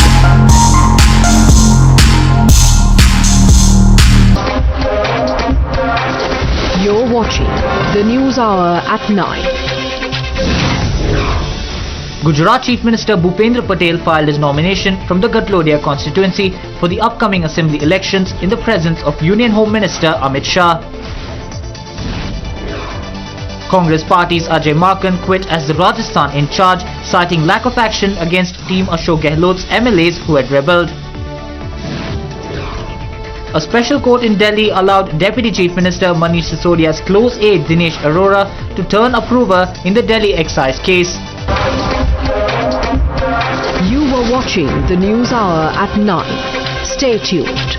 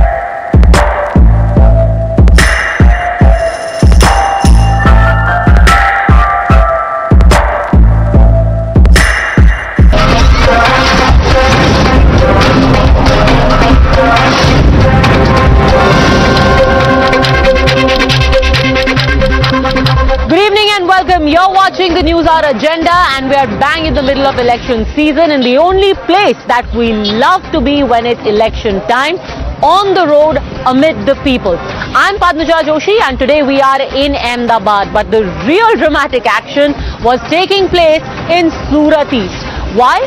Because suddenly it seemed that the Aam Aadmi Party candidate Kanchan Zariwala had been kidnapped, or so claimed the Aam Aadmi Party. What followed was a heavy duty barrage of allegations against the Bharatiya Janata Party. There were videos which were put out by the AAP saying that their candidate was manhandled, physically taken to the returning officer and was made to withdraw his candidature after being coerced to do so by a Gunda BJP and their Gunda police.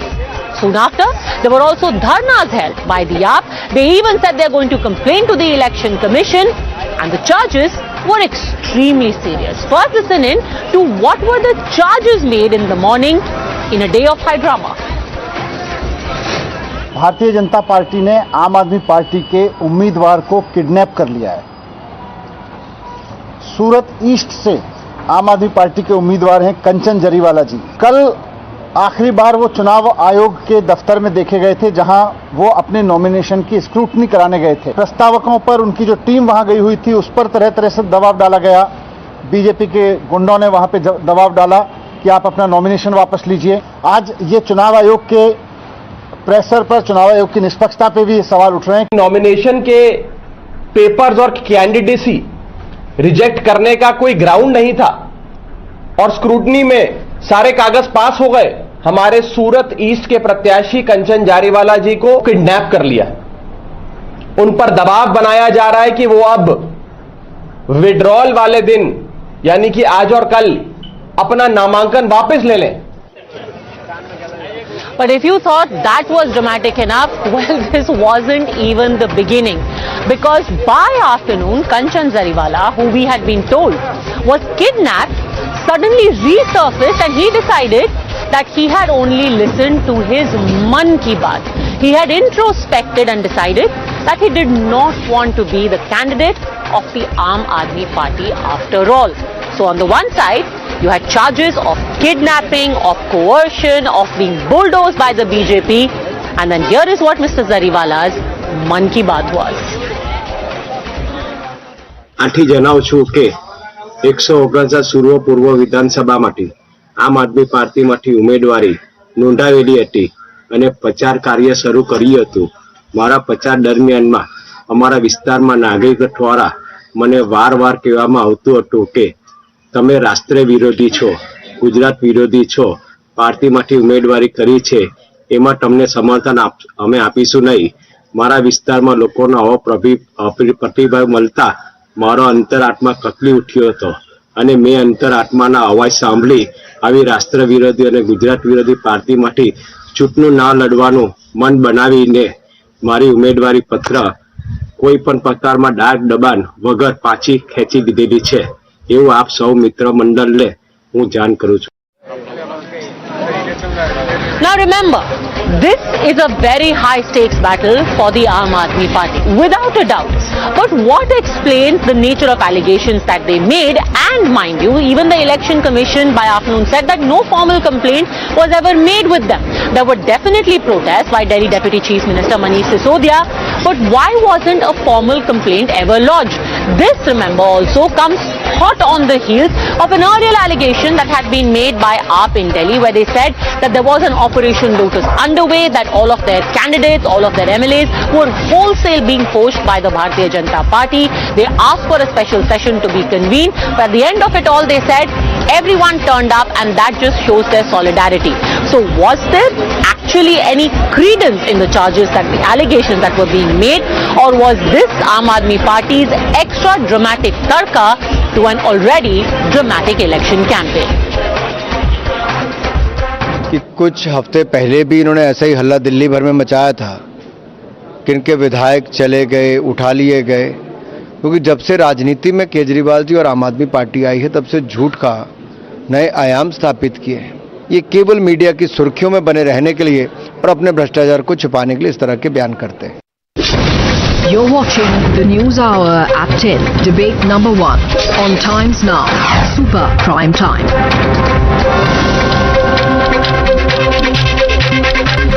All right, joining us on the debate, Satyen Kulapkar, leader of the BJP. Joining us also is Yuvraj Pokharna, columnist from Ahmedabad, Akashdeep Muni, Dr. Suman C. Raman, and Huda Zariwala, all political analysts. But naturally, Ms. Zariwala, I will come to you first because it's your namesake who has caused all the drama today. Simple question, if indeed Kanchan Zariwala was kidnapped, why wasn't a formal complaint made with the Election Commission? Zariwala, the candidate from East Surat constituency, was in fact kidnapped. Our leaders from Arvind Kejriwal ji to Raghav Chadha ji to Sanjay Singh ji put out tweets alleging rightly the BJP for what they have done. I mean, this is a party of hooliganism. This is a party of goons.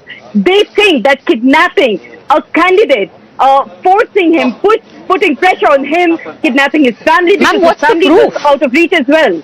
Again, my question to you is, has an FIR been filed? Has an FIR been filed? Isn't it but obvious the candidate who before this kidnapping happened was the candidate of East Surat constituency, after he is back and after he comes to the EC office, suddenly he's withdrawing his candidature? I mean, isn't it but obvious what has happened to him? Can we not understand the kind of pressure that must have been put on him? Ma'am, has an FIR been filed? The candidate has came back to the EC's office. This is the responsibility of the Election Commission. Then how is he kidnapped? We're at the our party leaders were. If he is back in the EC's office, he's not kidnapped. If he's been kidnapped, then why wasn't an FIR filed? Here's the thing. If somebody is kidnapped, you file an FIR. You don't tweet.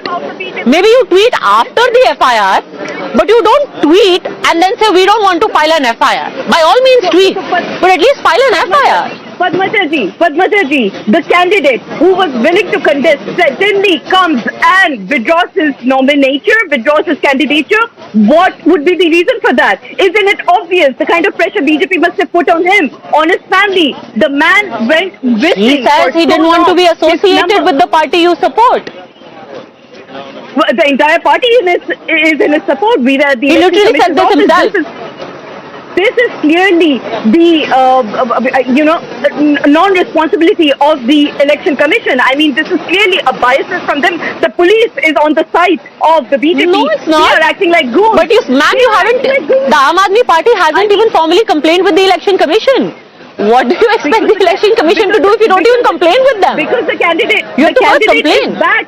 The candidate is back. The candidate is back, and now he is withdrawing his nomination. So if the candidate is back, then what is the problem? Why is he withdrawing his candidature? Isn't it but obvious that the BJP does not want him to contest? Because he says he doesn't like the party.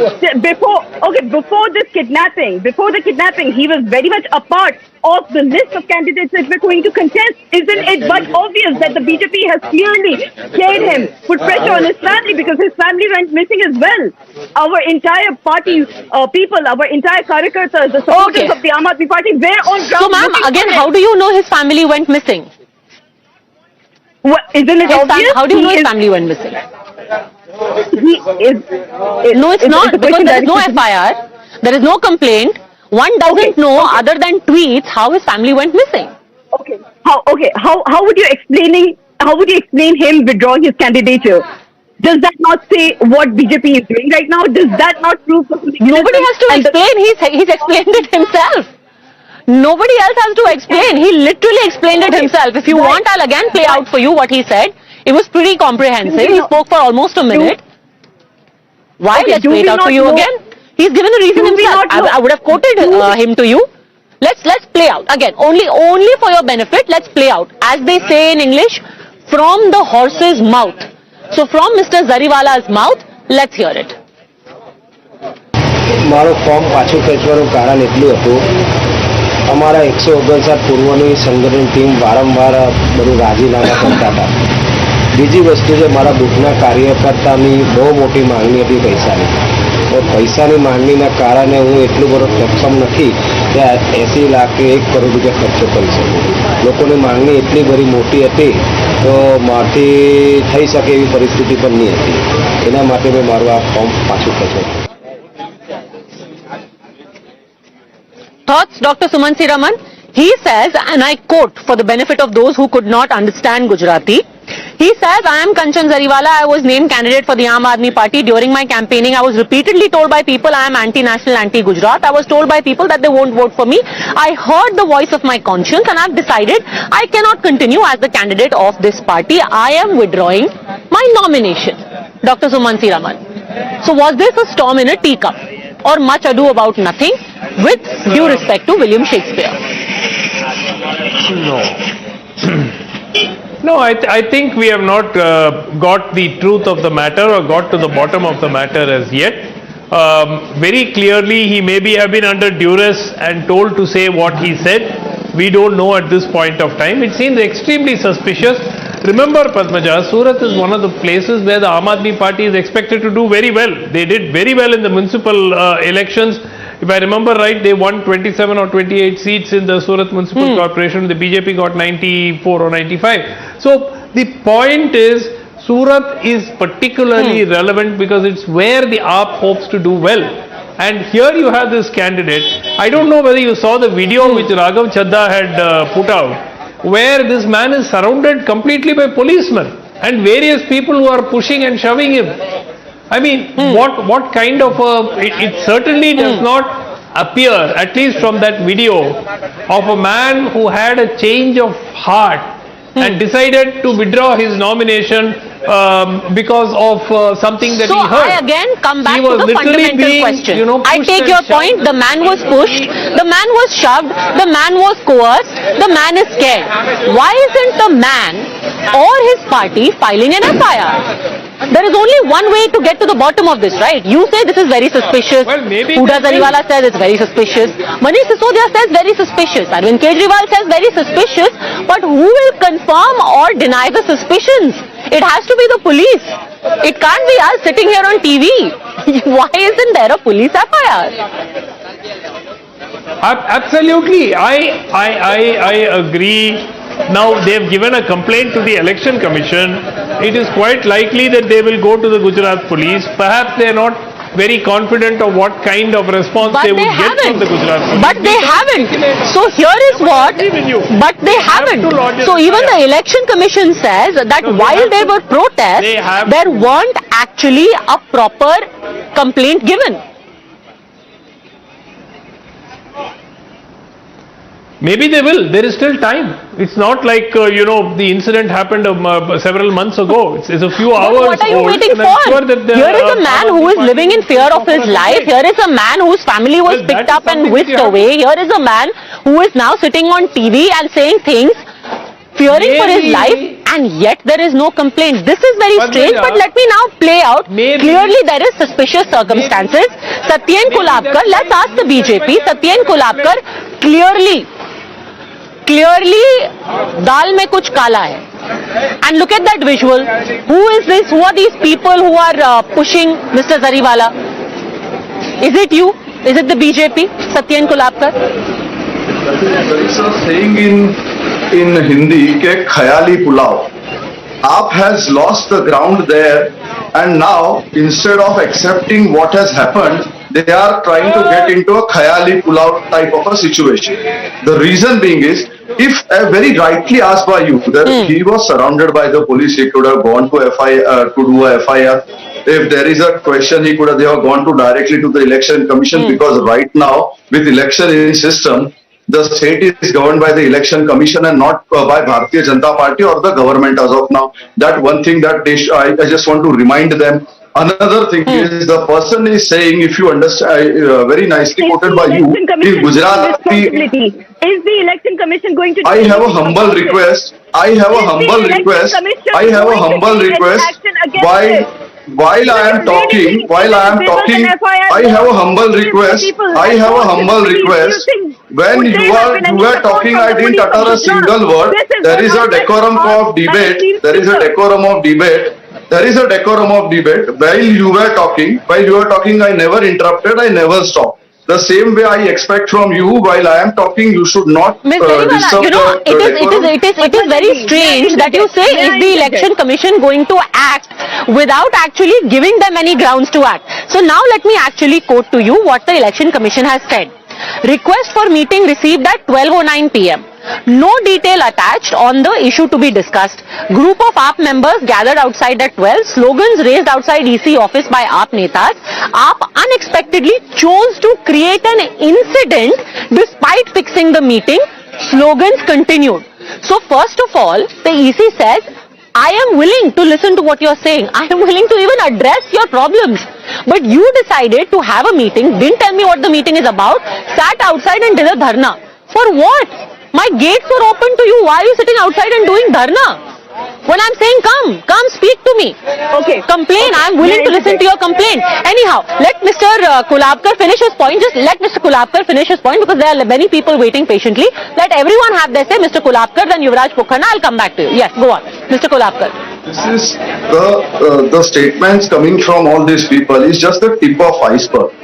Rest assured, in next 20 days, they will come out with EVM also, they will come out with EVM hacking also, because they have understood that the way they were talking, the way, even if you listen to the candidate who has withdrawn today, he says that AAP people were asking money from him, that too in terms of 80 to 1 crore rupees.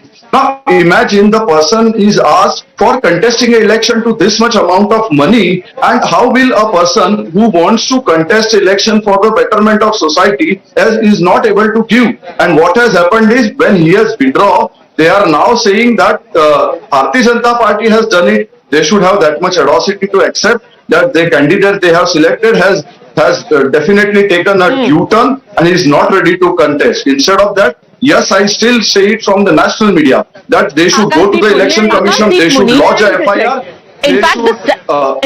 I have humble. Okay, Ms. Zariwala, before you come in again, let Akashdeep Muni respond to that because he hasn't spoken just as yet. Akashdeep Muni. The counter charge is that here is the Aam Aadmi Party harassing Kanchan Zariwala and telling him, you have to contest, you have to contest. He doesn't want to. And you have the BJP spokesperson saying money was being sought. Go on, Akashdeep Muni. With all respect to the BJP panelists, I just want to say that they have not gone through the chronology of events. The chronology of events is this. Just a day before the person goes to file his nomination, all BJP people there, Congress people are also there. BJP people say that no, your nomination should not be filed. Your documents are not correct. The person in consideration, Mr. Jariwala, fights. नहीं मुझे nomination file करना है. My documents are okay and the presenters are okay. I want to file the nomination. He goes out of the RO office and he vanishes into thin air. His family vanishes into thin air. And then whole day the people wait for, whole night people wait for, other day people wait for. अचानक शाम को वो प्रकट होते हैं और he comes with 500 approximately police wala. He himself after this said to number of TV channels, he don't know from where these 500 police walas came. After that what happens? He comes and withdrew his nominations. He was under mental pressure. He would have done it one day earlier also. He would have said that no, मुझे नहीं file करना. पर उन्होंने क्यों किया? एक दिन पहले फाइट किया, अगले दिन नॉमिनेशन वापस किया. You have been in journalism for many years, Padmaja ji. You know. आप बताइए क्यों किया? मैं बता रहा हूँ क्यों किया, क्योंकि उनके ऊपर बहुत सारा प्रेशर है. बीजेपी ने प्रेशर डाला और प्रेशर बहुत सारे लेवल पे होगा. मैं एलिगेशन नहीं लगाना चाहता नेशनल टीवी पे, बट निष्पक्ष जांच होना चाहिए. उनके फैमिली वाले अचानक कहाँ चले गए? उन्होंने टीवी चैनल को, आपकी टीवी चैनल को निष्पक्ष जांच कौन करेगा? निष्पक्ष जांच ऐसे नहीं कर सकते. नहीं हमारे पास TV channel we don't have. हम थोड़ा निष्पक्ष जांच कर लेंगे. क्यों टीवी चैनल क्यों करेगा निष्पक्ष जांच? जिसको जांच करनी चाहिए निष्पक्ष, आप उस पक्ष के पास जाइए, आप पुलिस के पास जाइए, FIR कराइए. और बाय द वे खुद मिस्टर जरीवाला कह रहे हैं कि मैं अपने दोस्त के साथ था, but let me have Yuvraj Pokharna explain that very specific video. Now one video, hold on a second. You mentioned the video, Dr. Suman Siraman mentioned the video. I think they should explain the video. This very specific video has also been offered by the Aam Aadmi Party as evidence Yuvraj Pokharna. Who are these young men? Who are these young men pushing Kanchan Zariwala? Aam Aadmi Party is saying these are BJP goons and worse that these are policemen. So how can he go to the police when the police coerced him to take back his nomination? Yuvraj Pokharna.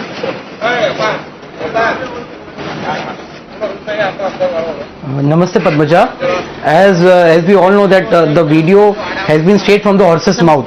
So I don't think there's any debate to what Mr. Jariwala says or what he wants. And with regards to the allegations leveled by Manish Sisodia and Aam Aadmi Party, so I don't think there's any ground to the ado created by Aam Aadmi Party's Delhi unit.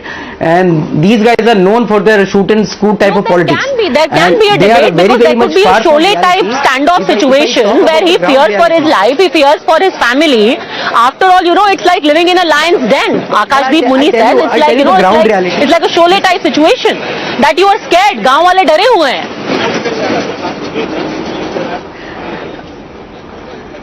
Padmaja, if I am to tell you the ground reality, Surat East constituency is traditionally a BJP seat with 53% of Hindu voters and 47% of Muslim voters. तो वहाँ का जो समीकरण है ना, तो ये the candidate in discussion, he has been offered the ticket for this municipal election the last year, and he was vanquished like anything. So he doesn't stand a ground. And जो conscious की बात होती है, the conscious raised to him, and he was forced by his own society. He hails from the Rana community. Rana means Ranas are traditionally Surtis. The Surti community is completely against him. Sir politics में conscious रात को नहीं जाती. With all respect You have been in politics. तो मतलब आप ये मान रहे हैं ना कि आम आदमी पार्टी कॉन्शियंस की बात नहीं करती, मतलब आप ये that means you are conceding, और that means you are conceding that Aam Aadmi party is far from consciousness. आप ये मान रहे हैं ना कि आम आदमी पार्टी में कॉन्शियसनेस है नहीं, जो राजनीति बदलने आए थे वो खुद ही बदल के रह गए. आप ये मान रहे हैं ना? मतलब मत देखिए सच, आंख बंद कर लीजिए. एक दिन पहले बंदा जाता है अपने लिए लड़ता है. हम तो ग्राउंड में सच देखा है. Nomination what I just said is nothing but truth. What I'm narrating is nothing but truth. नहीं कैसे? अरे यार आप and Padmaja to add to the views of Kejriwal. It is strange that after filing his nomination, suddenly he would feel this prick of conscience. Like he had a very long time to have his conscience wake up, right? It's not like Arvind Kejriwal texted him day before yesterday and said, "Chalo, aaj aap lad lo Surat East se." They must have been talking for months altogether, right? He went, he filed his nomination, then suddenly said, "Ab nahi karna." Against the very people, or against the very Karyakartas of Congress and Aam Aadmi Party. Padmaja ji, Mr. Kejriwal has approached the Surat police कि मुझे security दो, I fear for my life from Aam Aadmi Party and Congress workers. Dr. Sumanthi Raman, nothing but truth. The gabbar in the Sholay is actually not the BJP, it is the Aam Aadmi Party as it turns out.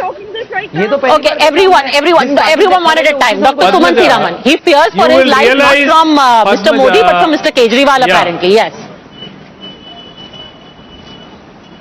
No. See, whatever he has said, there needs to be an investigation to see whether he is saying it under some kind of duress.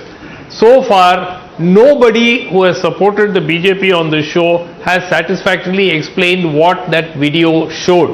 Who were those people around him? Why were they pushing and shoving him? A man who has had a change of heart, who's had the call of the conscience, does not need to be pushed and shoved by 25 people to go and withdraw his nomination. It makes no sense. Who are those people? Please ask somebody to explain why those people were pushing and shoving him. There are clearly policemen there. I will, but actually there is a much more credible explanation for that video, and it comes from a person that you will trust, because the BJP spokesperson here will say it, you will not trust it. I will quote to you somebody that maybe you should trust because you are literally on TV arguing on his behalf. Here is what is the explanation for that video. I went away with my son's friends. There was no one from the BJP. What I have to do now, I will tell after 5 to 7 days. Reason for withdrawing my nomination was that AAP workers in Surat East started resigning. The workers started demanding money. I am not capable to spend 80 lakh to 1 crore to give them. That demand was so much that I couldn't fulfill it. So actually, Mr. Zariwala is saying, Dr. Sumanthi Raman, that those were my son's friends who I went away with. This is him. Now you're calling him ridiculous. Abhi you were arguing on his behalf. Now you're calling him ridiculous. No. Those people in uniform are all his son's friends. They look like policemen to me. Unless his son has a lot of friends in the police, Padmaja, which I wouldn't know.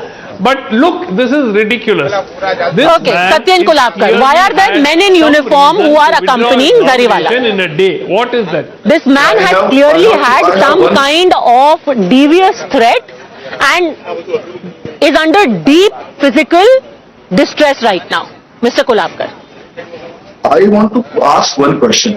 In 27 years of Bharatiya Janata Party rule, has ever anything like this ever happened with Congress? Has ever a single candidate, even independent or BSP or NCP or Congress or any party for that instance, ever done any this type of allegation? My friends who are analysts and who know the Gujarat politics, they will answer me. If this was never happened, why so that this stuntman party comes out of blue and starts blaming BJP in this way? We know that we are winning that seat. For instance, we are winning, even your survey itself has said, we are winning 135, 40 seats. The party never gets into this type of it's very easy for this stuntman party I will ask that question, but explain the very pointed question asked by Dr. Sumanthi Raman. Why are there men in uniform accompanying Mr. Zariwala? Who are they? They are your police, he says. This is the same question I would like to ask. Why people are pushing him out of... They are actually pushing him. Yes, they are pushing him to roll him out, that they should not withdraw. When a person decides himself that he has to withdraw, these people are trying to push him out not to withdraw. they were the same people who were asking money as per the Zarifwala. As per Mr. Zarifwala, they were asking money also. They were, they were putting the pressure of resignation also. Imagine the entire situation in which Mr. Zarifwala has gone after becoming a candidate of this stuntman party. Wants to come in. One should understand. Yes, Akashdeep Muni wants to come in. Okay, sir, आपने video अच्छी तरह नहीं देखा. There are two people who are. Maybe the police was protecting him from the AAP workers who are demanding 80 lakhs to 1 crore. Okay, taken. You come and taken. Now tell me how there were 500 policemen there. Can you explain? Police आपके हाथ में sir, आपकी state police है. बताएं कैसे 500 police वाले आ गए? मुनि जी, मेरे सवाल का भी जवाब दीजिए कि कभी 27 साल में इतनी सारी पार्टियों ने इलेक्शन लड़ा. पूरी बटालियन भी वहाँ पे. बताइए मिस्टर गुलाबकर, 500 पुलिस वाले. सर प्लीज बताइए. इतनी सारी पार्टियां आई, कभी किसी पार्टी ने एलिगेशन नहीं किया. ये स्टंटमैन पार्टी आई और ये एलिगेशन करना चालू हो गया. अभी तो आने वाले दिनों में this stuntman party will talk about TVM, they will talk about internet, they will talk about everything. 500 police कहते हैं.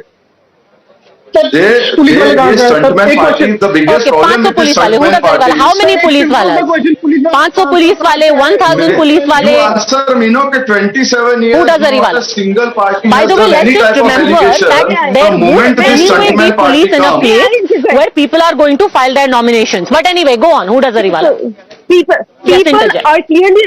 are clearly saying how BJP has stayed the people, the Janta of Gujarat. This act of abduction, this act of hooliganism, this act of gundagardi by the BJP cannot be tolerated. The Janta of Gujarat is watching, the Janta of Surat is watching. Surat clearly is an important place for Aam Aadmi Party because we've contested so well during the MCD elections, and we are definitely going to make an impact in these elections itself. BJP is clearly scared right now. With the greatest of respect to the Aam Aadmi Party, I only want to ask you this, that for the better part of 2 decades, BJP has been in power. You have contested your first election this time around, the Aam Aadmi Party. They have been neck and neck with the Congress all these years, and last year was the closest election between the BJP and Congress, but nobody was abducted. But you, who right now has 0% vote share in Gujarat, is being abducted. Why? I mean, okay, given BJP wants to abduct its opponents, they would abduct the Congress, right? Why would they abduct Aam Aadmi Party? You haven't won a single election. In Surat, Aam Aadmi Party has replaced Congress. Surat is important for Aam Aadmi Party. Hence why BJP is scared. Hence the abduction, hence the kidnapping, hence all the drama around Kanchan Zariwala ji. Can we please understand that this gundagardi of BJP is not going to give them votes?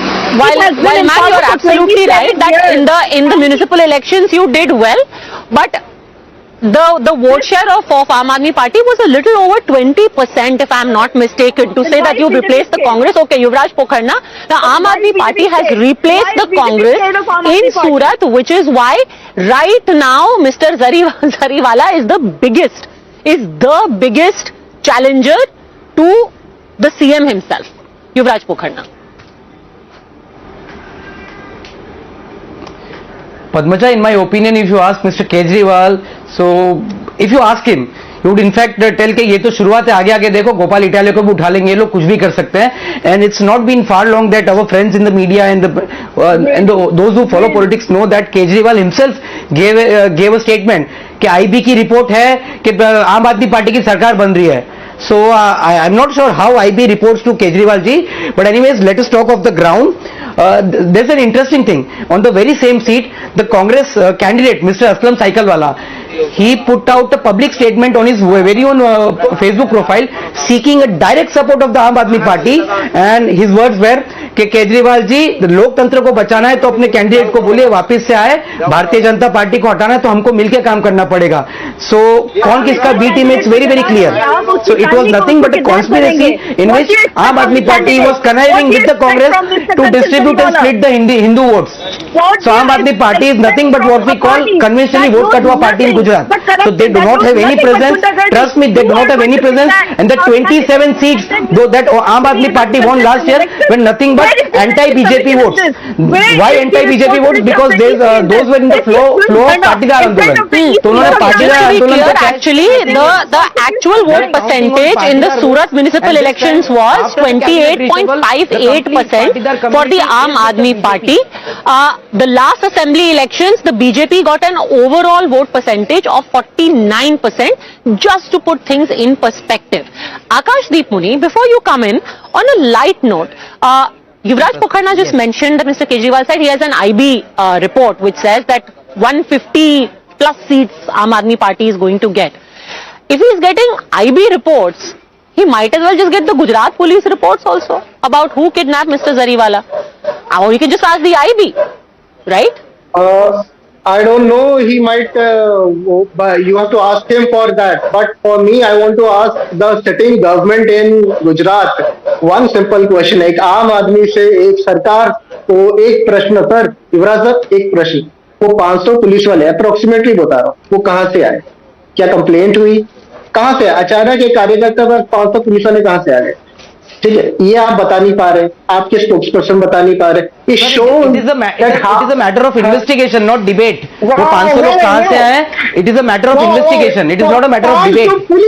और police अभी election commission के पास है. Police does not report to BJP now. Let the law take its own course. आप लोगों को EC पे भरोसा नहीं है, आप लोगों को पुलिस पे भरोसा नहीं है, आप लोगों को सरकार पे भरोसा नहीं है, आईपी भी आप चला रहे हैं. It is nothing but ludicrous. You know, it is laughable. Ludicrous. It is synonymous laughable. कहाँ से है, क्यों है? हो सकता है. There is a possibility that 500 police वाले एस्कॉर्ट कर रहे थे. 500 पुलिस वाले एस्कॉर्ट कर रहे थे. 500 पुलिस वाले कंचन भाई को एस्कॉर्ट कर रहे थे. Because कंचन भाई feared for his life, and it is all documented that Kanchan Jariwala, the former Aam Aadmi candidate, fears for his life, and he is speaking. It just occurred to me, Dr. Suman C. Raman. Okay, Mr. Kulapkar wants to come in. Mr. Kulapkar wants to come in. It cannot be denied. See, I was going through this debate. Mr. Kulapkar. The Gujarat police right now is not reporting into Bharatiya Janata Party. They should in fact introspect what is happening. They are interrogating. The day Aam Aadmi Party understands the difference between interrogation and introspection, they will find answers to all the queries. They are sitting in front of the Nirvachan Ayog and not going inside, giving a piece of a paper as a part of a complaint. What are they trying to do? They are trying to prove that ये ख्याली पुलाव है और ये stuntman party है. ये आने वाले दिनों में ऐसे कई अनेक प्रकार के स्टंट करेंगे, इसका मेरे को विश्वास है. How have you presumed? आप तो जनता के सेवक है, आपको चिंता होना चाहिए कि नहीं कहीं उनके ऊपर प्रेशर तो नहीं है. आप जनता की सेवक है, right? You are the public, you are the person on the platform to save the common man.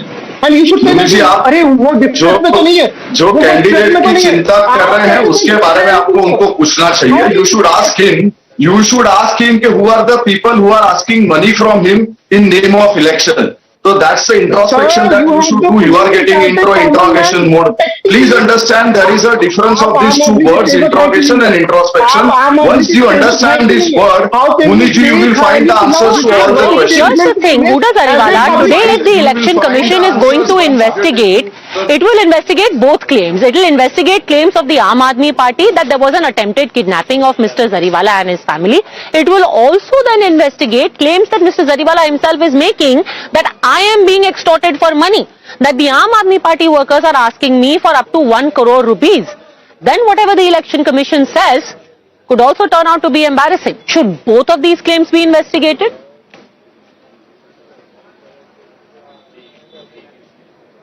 Both the claims should be investigated on one thing. Buddha Zariwala? Ms. Zariwala, should both of these claims be investigated? Let's also investigate the claims that are being made by Mr. Zariwala saying that मुझसे 80 लाख 1 करोड़ रुपए मांगे आम Aadmi party वालों ने. Let the EC investigate that. Is the question towards me? Okay. If that is in fact, the case, then absolutely it should be investigated. But the crucial matter right now is that the EC should take due cognizance of the matter. The EC should step in and call out the hooliganism, the gundaism of the BJP, because this is clearly a matter of abduction Mr. Zariwala went missing for so many hours. His family was out of reach. His entire family was put to scare. Can we please understand the mechanism, the modus operandi of the BJP? This is a clear case of abduction. This needs to be investigated. This needs to be brought out to the I cannot understand. It is most despicable if that has happened. But like we said, if indeed there is any truth to these claims, it should be investigated by the police and not through a debate or allegations made on Twitter or on TV. And as an aside, also if you're saying that right now Mr. Kanchan Zariwala is the biggest threat to the BJP, that is why there was an attempt to kidnap him and his family, what does that say about the face of the Aam Aadmi Party in Gujarat? Isudan Gadvi himself. He is supposed to be the tallest leader of the AAP, right? Or is it Kanchan Zariwala? Let's think on that. But that being said, claims must be investigated. For that, there must be formal complaints. Thank you very much, all gentlemen and Huda Zariwala for joining me. Shifting focus now to Vadodara, where of course one of the very, very strong seats of the BJP, the assembly segments therein, the BJP has had a very strong presence. But the party is also facing rebellion. A 6-time sitting MLA has been dropped. Now he said that I am going to contest independently. What really is the calculation within Vadodara, all the assembly constituencies within that seat? Let's get you an insider's view.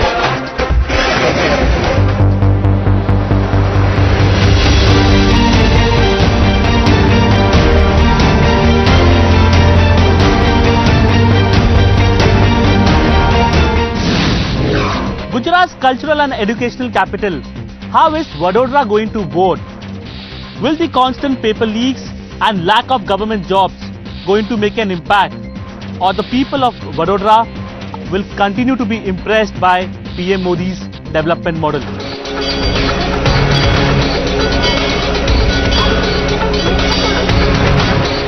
The toy train leaving from the Swami Vivekanand station. Times now boarded the Sayaji Express to gauge the mood ahead of the Gujarat Assembly elections.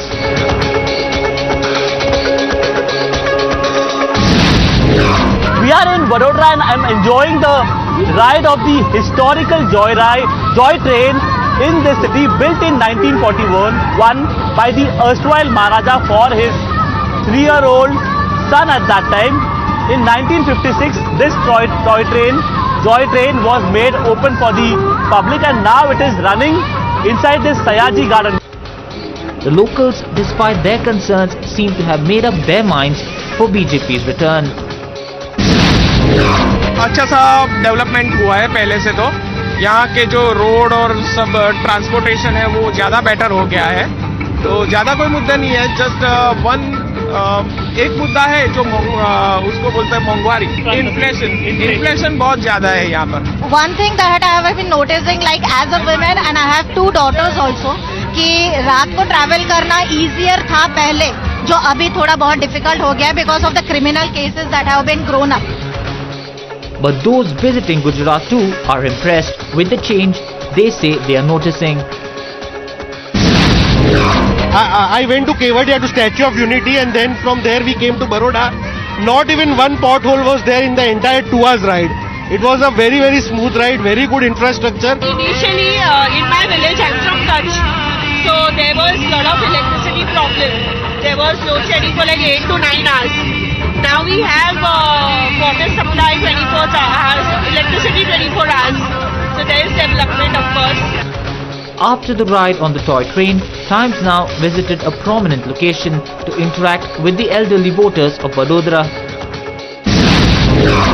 I'm at the prominent Sayaji Bagh, also known as Committee Bagh in Vadodara, Gujarat. With me are many senior citizens. You can see them. We will try to gauge their mood with respect to the election perspective. We'll speak to them. हमारा जो यहाँ पे MLA है जितने भी, उसको सब change करके नए ला रहे हैं, अच्छी बात है बीजेपी के लिए, और इधर आ सकती है बीजेपी.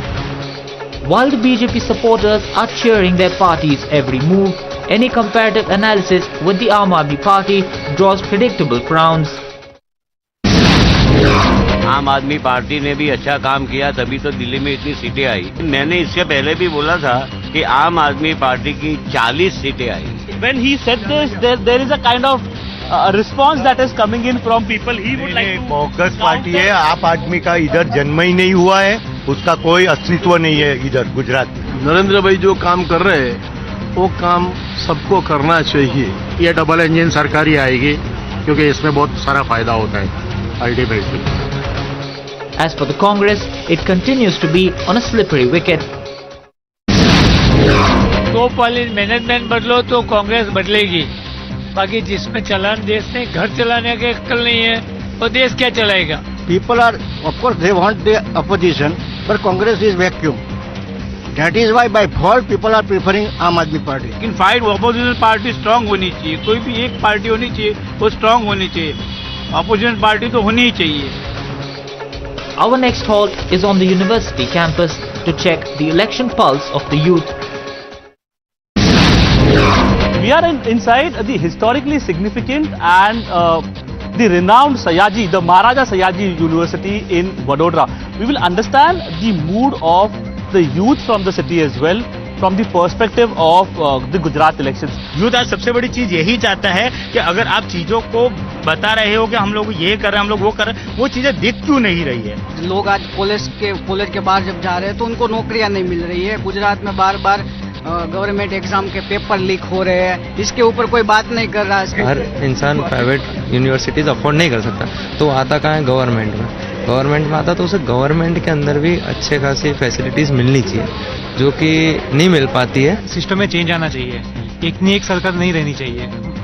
मतलब नई सरकार आएगी, नए मुद्दे भी आएंगे. पेपर लीक, बार बार पेपर लीक हो रहे हैं, जिसकी वजह से जो स्टूडेंट काफी सालों से तैयारी कर रहे हैं उनको प्रॉब्लम्स फेस करना पड़ रहा है. अभी तो ग्रेजुएट होने के बाद लोग धक्के खा रहे हैं, इंटरव्यू दे रहे हैं, किसको रोजगार मिल रहा है? किसी को रोजगार नहीं मिल रहा है. They really are speaking about issues, and one of the most important issues that they basically are speaking about is why there are paper leaks in the state of Gujarat. It is affecting the future of Gujarat students. Many of them are also speaking about unemployment. To counter any anti-incumbency sentiment, the BJP is picking fresh faces. The sitting MLA from Raupura seat, Rajendra Trivedi, has been replaced. हम example भी देना चाहते हैं पूरे गुजरात के सभी Bharatiya Janata party कार्यकर्ता जो हैं कि पार्टी जिम्मेदारी किसी को भी दे उसको बड़ी खुशी से उठा लेनी चाहिए. न मिलने का गम नहीं होता और मिलने की ऐसी कोई खुशी नहीं होती है, क्योंकि ये तो और जिम्मेदारी है. तो मेरी ये जिम्मेदारी उनको मिल रही है, सुपुर्द कर रहा हूं. पार्टी कमल निशान पे चलती है, नाम पे नहीं चलती. The man now in Trivedi's place, Balkrishna Shukla, had once stepped aside from the electoral battle for Narendra Modi to contest. मैं सिर्फ बड़ौदा की बात नहीं करता हूं. इस बार पूरे गुजरात में कहीं भी किसी भी पार्टी की टक्कर नहीं है.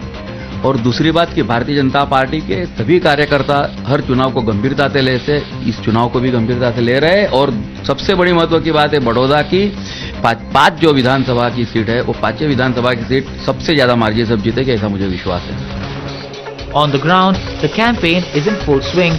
The ruling party is leaving nothing to chance to ensure that the saffron grip over Gujarat remains tight. With Arunil in Vadodara, Times Now.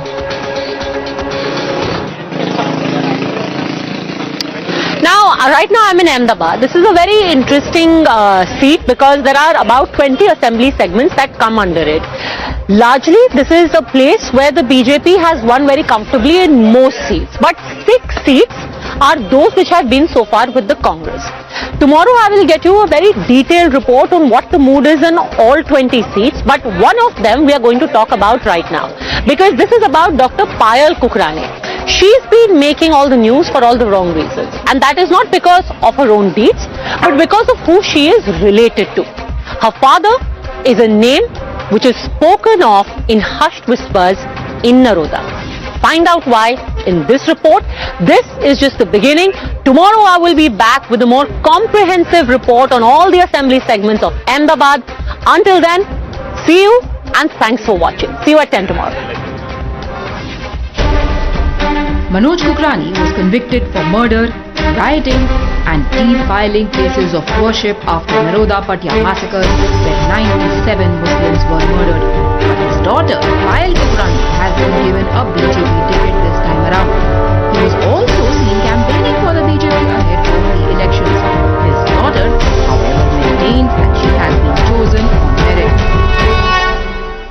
I'm a doctor, I'm young, I've given up almost my career to serve my people more and more. See, I was as a doctor doing my duty, serving people. Now I've got some responsibility and doing the same job as well. But there's no compromise with that, and that positive side should also be seen, that I'm doctor, I'm young, and I'll be giving my entire future to the nation. So I think that positive part should also be taken care of. Times Now has spoken to the victims of 2002 riots, those at the receiving end of violence that broke out a day after 57 car sevaks returning from Ayodhya were charred to death in a coach of Sabarmati Express train at the Vadodara railway station. मैं सीधा सवाल, इतने साल बीत गए मौलवी साहब, 2002 में दंगे हुए थे और इसी मस्जिद के आप मौलवी हैं। इस मस्जिद को जला दिया गया था क्योंकि गुजरात चुनाव नज़दीक हैं। अब सरकारें आती हैं, जाती हैं, बदलती रहती हैं, कई यादें आपकी होंगी, क्या कुछ आप बता सकते हैं हमारे दर्शकों को? देखो भाई, भाजपा पार्टी हो या आप पार्टी हो या कांग्रेस पार्टी हो, मेरा सवाल भाजपा, आप भाजपा पार्टी क्या चाहती है, उनके नेता आगेवान क्या चाहते हैं, वो तो हम बोल नहीं सकते हैं। किसी के दिल की बात तो हम जानते नहीं है, आप नहीं जानते हो। बिल्कुल। बहरहाल अब इलेक्शन का टाइम आ रहा है, जिसकी जो मर्जी होगी उसको वो वोट देगा। अपने को जो जिससे जो पसंद होगा उसको मैं उस पार्टी को वोट करूंगा। The opposition sees political patronage behind this, alleging that the BJP will stoop to any levels for the sake of votes, citing the example of the release of Bilkis Bano's rapists and murderers of her family members who have been recently released on remission. The rapists and murderers of Bilkis Bano's family are not just out, they are being felicitated. The killers of former Prime Minister Rajiv Gandhi are out, and now you've given me this example of a man on parole campaigning for his daughter. So the entire world is watching what is happening to our democracy, and we have been very proud of our institutions, our democracy, our politics, our election system. BJP is bringing shame to every single Indian. Will the voters of Naroda back BJP's choice? Can ghost of 2002 stop haunting the voters of this constituency? The answers will be sealed on December 5 when the seat goes to polls.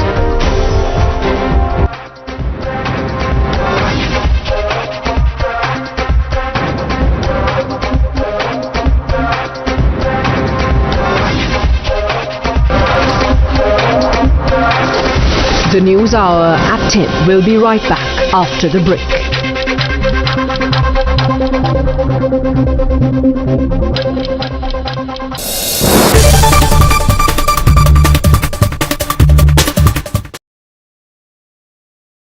The most pressing issues, the most informed minds, free and fair exchange. Converse India with Rahul Shivshankar. आपको सब film star ही चाहिए मथुरा में। नहीं हेमा मालिनी।